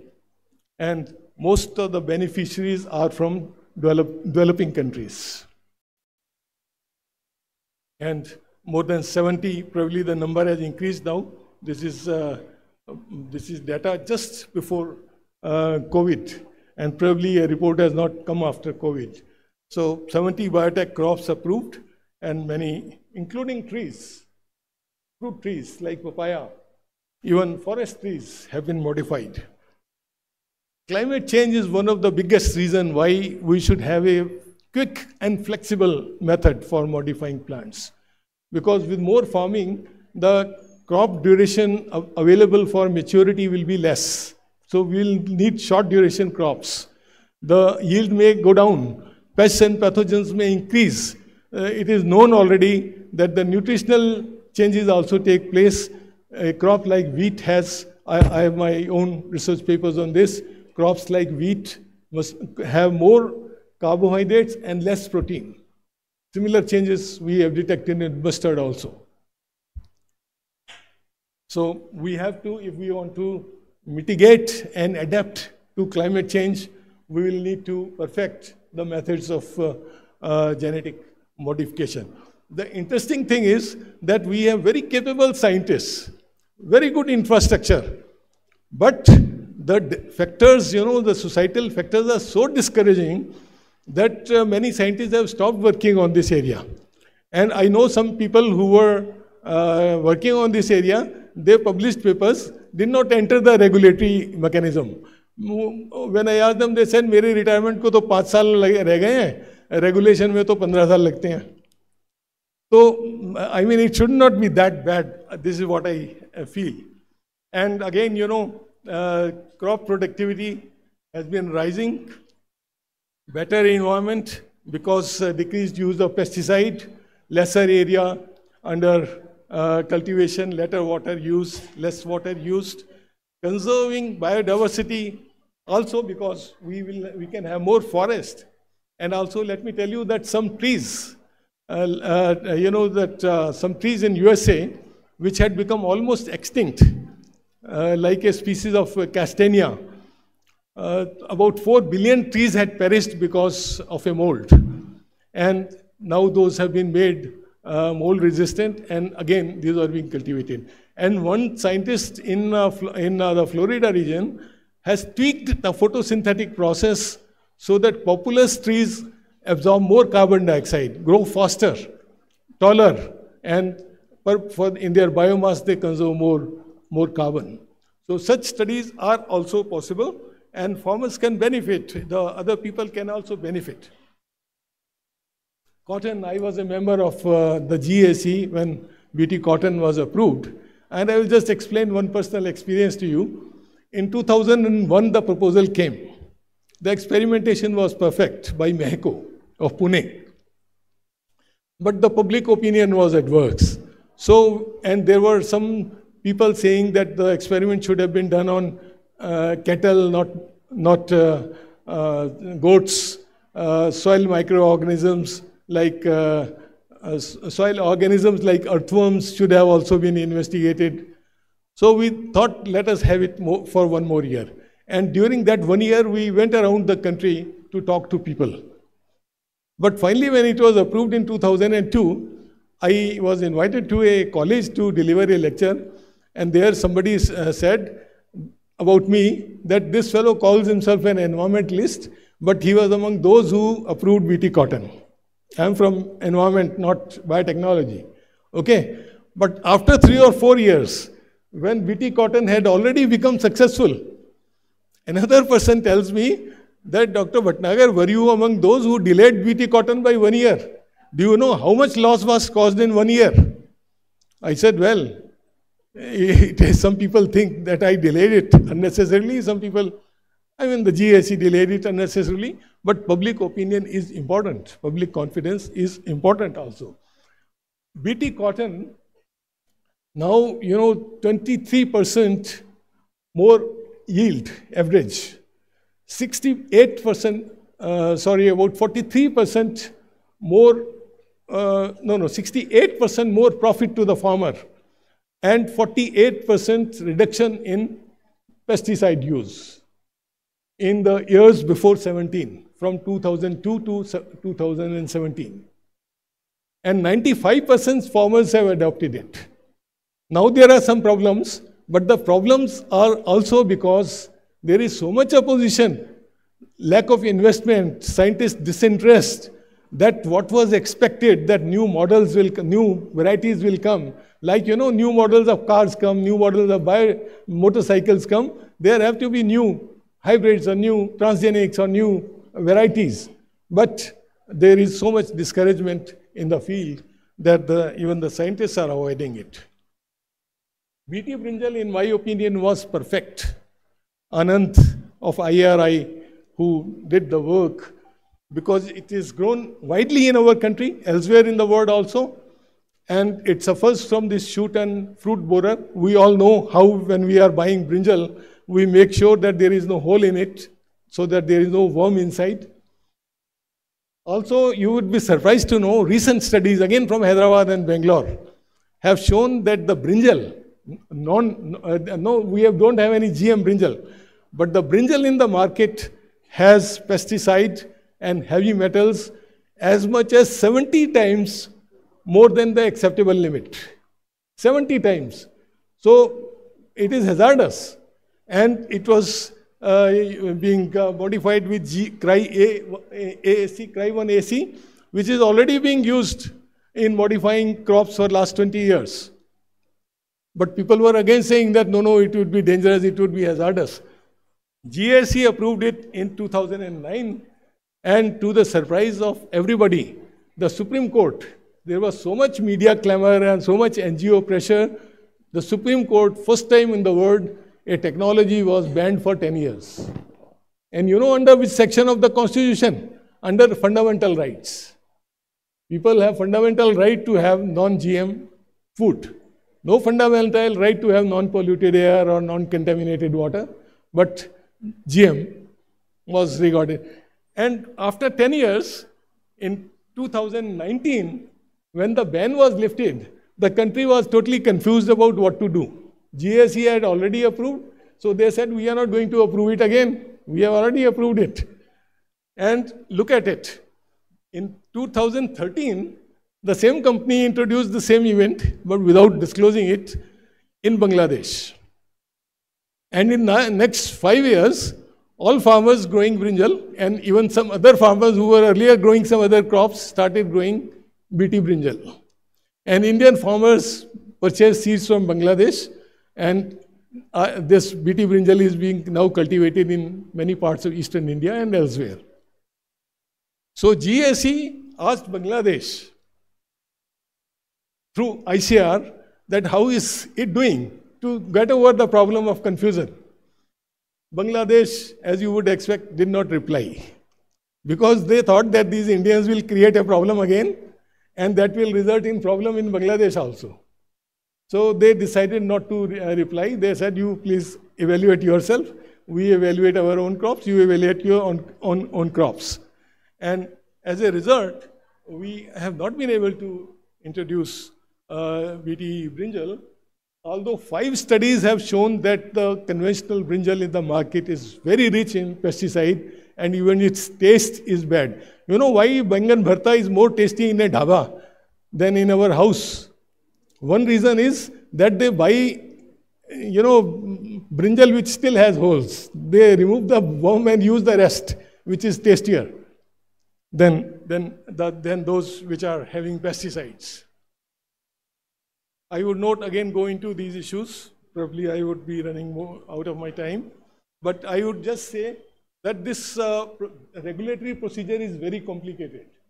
The investigator has to go to Institutional Biosafety Committee, approved, goes to RCGM in Department of Biotechnology, then if approved to GAC. At every step, they are asked to conduct more experiments. ICR and state universities evaluate. And finally, after GAC has approved it, it is for the state government to allow or disallow because agriculture is a state subject. Now, I will take a few minutes only to say that how pressure is mounted using falsehood. And there is a problem of attitude. In 1983, for 10 years, we resisted the use of computers in banking and other sectors. Till a prime minister said, put his foot down and said, we will use it. And we were, you know, the questions were being asked that why do we need computers? We are already doing very well. In USA, in 1915, when cars were introduced by Ford, people were saying, why do we need cars? We also have horses. So for every thing, there is a problem of attitude. But the attitude problem is more serious in our country. It is for other developmental projects. For example, this Indira Gandhi Canal, people from Rajasthan will appreciate it. It is a multi-purpose canal. How many of you have seen the film Border? Border. In the film Border, you had seen tanks moving into India, unopposed, till they were, controlled by the Punjab regiment, or earlier it was known as 6th Regiment, and then the Air Force. And the army, their Pakistan army would say that we will have breakfast in Chandigarh and dinner in Delhi. So this canal was built along the margin, along the border, so that such attack will not take place. And it goes up to Jaisalmer. And when it was being constructed for 10 years, there were serious allegations and agitations against it, that malaria will spread to dry areas, xerophytic vegetation will vanish, earthquakes will start coming, and people will die of waterborne diseases and all that. But Professor Trivedi will vouch with me that none of those things have happened. People are now growing 18 different crops, including scientifically developed crops, because agriculture has been introduced later. So crops developed with tissue culture, with artificial pollination, those have been developed, and it is a hot spot of it. Gene drive being used in USA, in Florida Islands. These are called Florida Keys, to kill mosquitoes. Beautiful areas, but having big mosquitoes, you know. If one mosquito bites a person, the person has to be hospitalized. You know, those kind of mosquitoes. And these are being managed with the help of gene drive, where you introduce a selfish gene in an organism. Even crop diseases can be tackled, can be, finished with the help of this technology. Now I will come to the objective of my giving this talk. It was Dr. M.G.K. Menon, Dr. T.N. Khushu, Professor A.K. Sharma, and many other our luminaries in the mid-1980s, when the then Prime Ministers, Mrs. Indira Gandhi, then Rajiv Gandhi, and they were very environment-conscious people, they wanted laws against pollution and against sound pollution, and so they wanted laws for vehicles and for noise. And they were told that technology, legislation, and education must go together. Okay? And that was the result of this Bharat 1, Bharat 2, Bharat 3, Bharat 4, 5, we have jumped to Bharat 6 for vehicles and for fuel, petrol and diesel. And it has been so successful. Education is where now we people have to take part. And the community has to be engaged. And it has been suggested that when you start developing a GM crop, then right from that period you start telling the people what is being done in a transparent manner. But that has not been happening, we must agree. But it is my opinion, and I shared this with Professor Mohan Ram also. He was also of the same opinion, that the large botanical community has a huge potential in participating in policy matters of the country or the state. Because why this? Because every college or botany department of a university has people dealing with ecology, taxonomy, biotechnology, and different groups of plants. We can discuss and analyze and give our opinion whether a certain technology or a certain product of the technology is good or bad for us. But among the last slides, there is a flat earth society in USA. If you go to USA, you have been going to USA, at airports and at malls and the stations, you find some old people like me sitting with a chair. They are about the only Americans who greet you with a broad smile and offer you a chair if you have the time. And then they give you a lecture that the earth is flat, not round. They give you very good reasons. In fact, I will ask you also to think about it. This is the cap of the pen. And the fellow tells me that when you are in this part of the earth and standing, your head is high. Now you travel to the other part. Then why is your head not down? Okay? And by car or by aeroplane. And this appeals to school children and to many people. And they sign a statement that earth is flat, not round, which they take to the court. And the court gives a decision in many states that if you write that the earth is round, then you have to also mention that there is an alternative view that it is flat. So no matter how much evidence you give, the earth is flat for them. In our country, we have a organization, a consortium called GM Free India. Many NGOs are part of it. So no matter how much evidence you give them, they have to be bad for India. Because if they accept a GM, then the very purpose of their consortium is gone. Okay? But then we have to, we have to counter them. After analyzing, I'm not saying that you become pro or anti. We have to analyze and give our opinion to people on these matters. And lastly, I would conclude that our own scientists, our own laboratories should develop GM crops as per our own priorities. And we have now many seed companies also which are Indian companies. We don't have to necessarily depend on Syngenta or Monsanto. And we have our priorities like pest resistant or using less agrochemicals. But I would say that cost-effective, cost-benefit analysis, once a crop is approved, we should use it with conviction. Not the way we have been doing with the cotton or brinjal, or we are going to do with mustard. We should use it with conviction, safeguarding the environment and the consumer, but with conviction. And the prior area, the key area should be to increase the farmers' income. And in my opinion, I would once again say that we, the teachers or the students who are later going to become scientists and teachers, have a huge potential of educating people on use of technologies in all areas concerning plants. Our Prime Minister said that we will grow millions of trees to tackle climate change. Who decides which species of trees? T.N. Seshan, I worked with Mr. T.N. Seshan for 2 years. He used to say that forestry is too serious and important area to be left only to forest officers. But not forest officers who should decide which species should be grown. Even some endangered species should be grown in our urban areas or in other areas. The forest department does not like to grow trees which are useful to the community.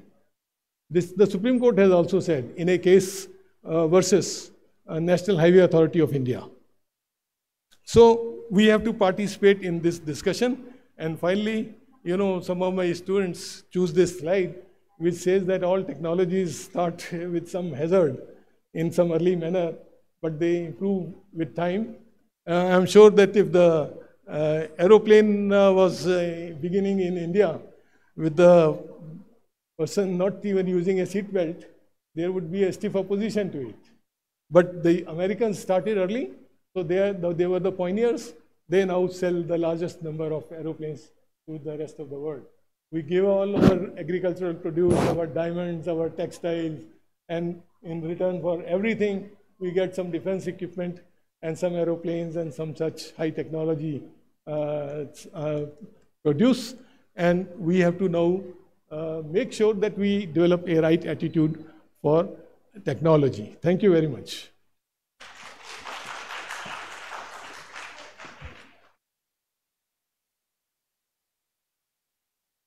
While thanking Professor Bhatnagar for his excellent, exhaustive lecture, bringing about the socio-economic conditions and future of the agriculture in the light of the climate change and present scenario, it is very exhaustive and it is very illuminating to all of us.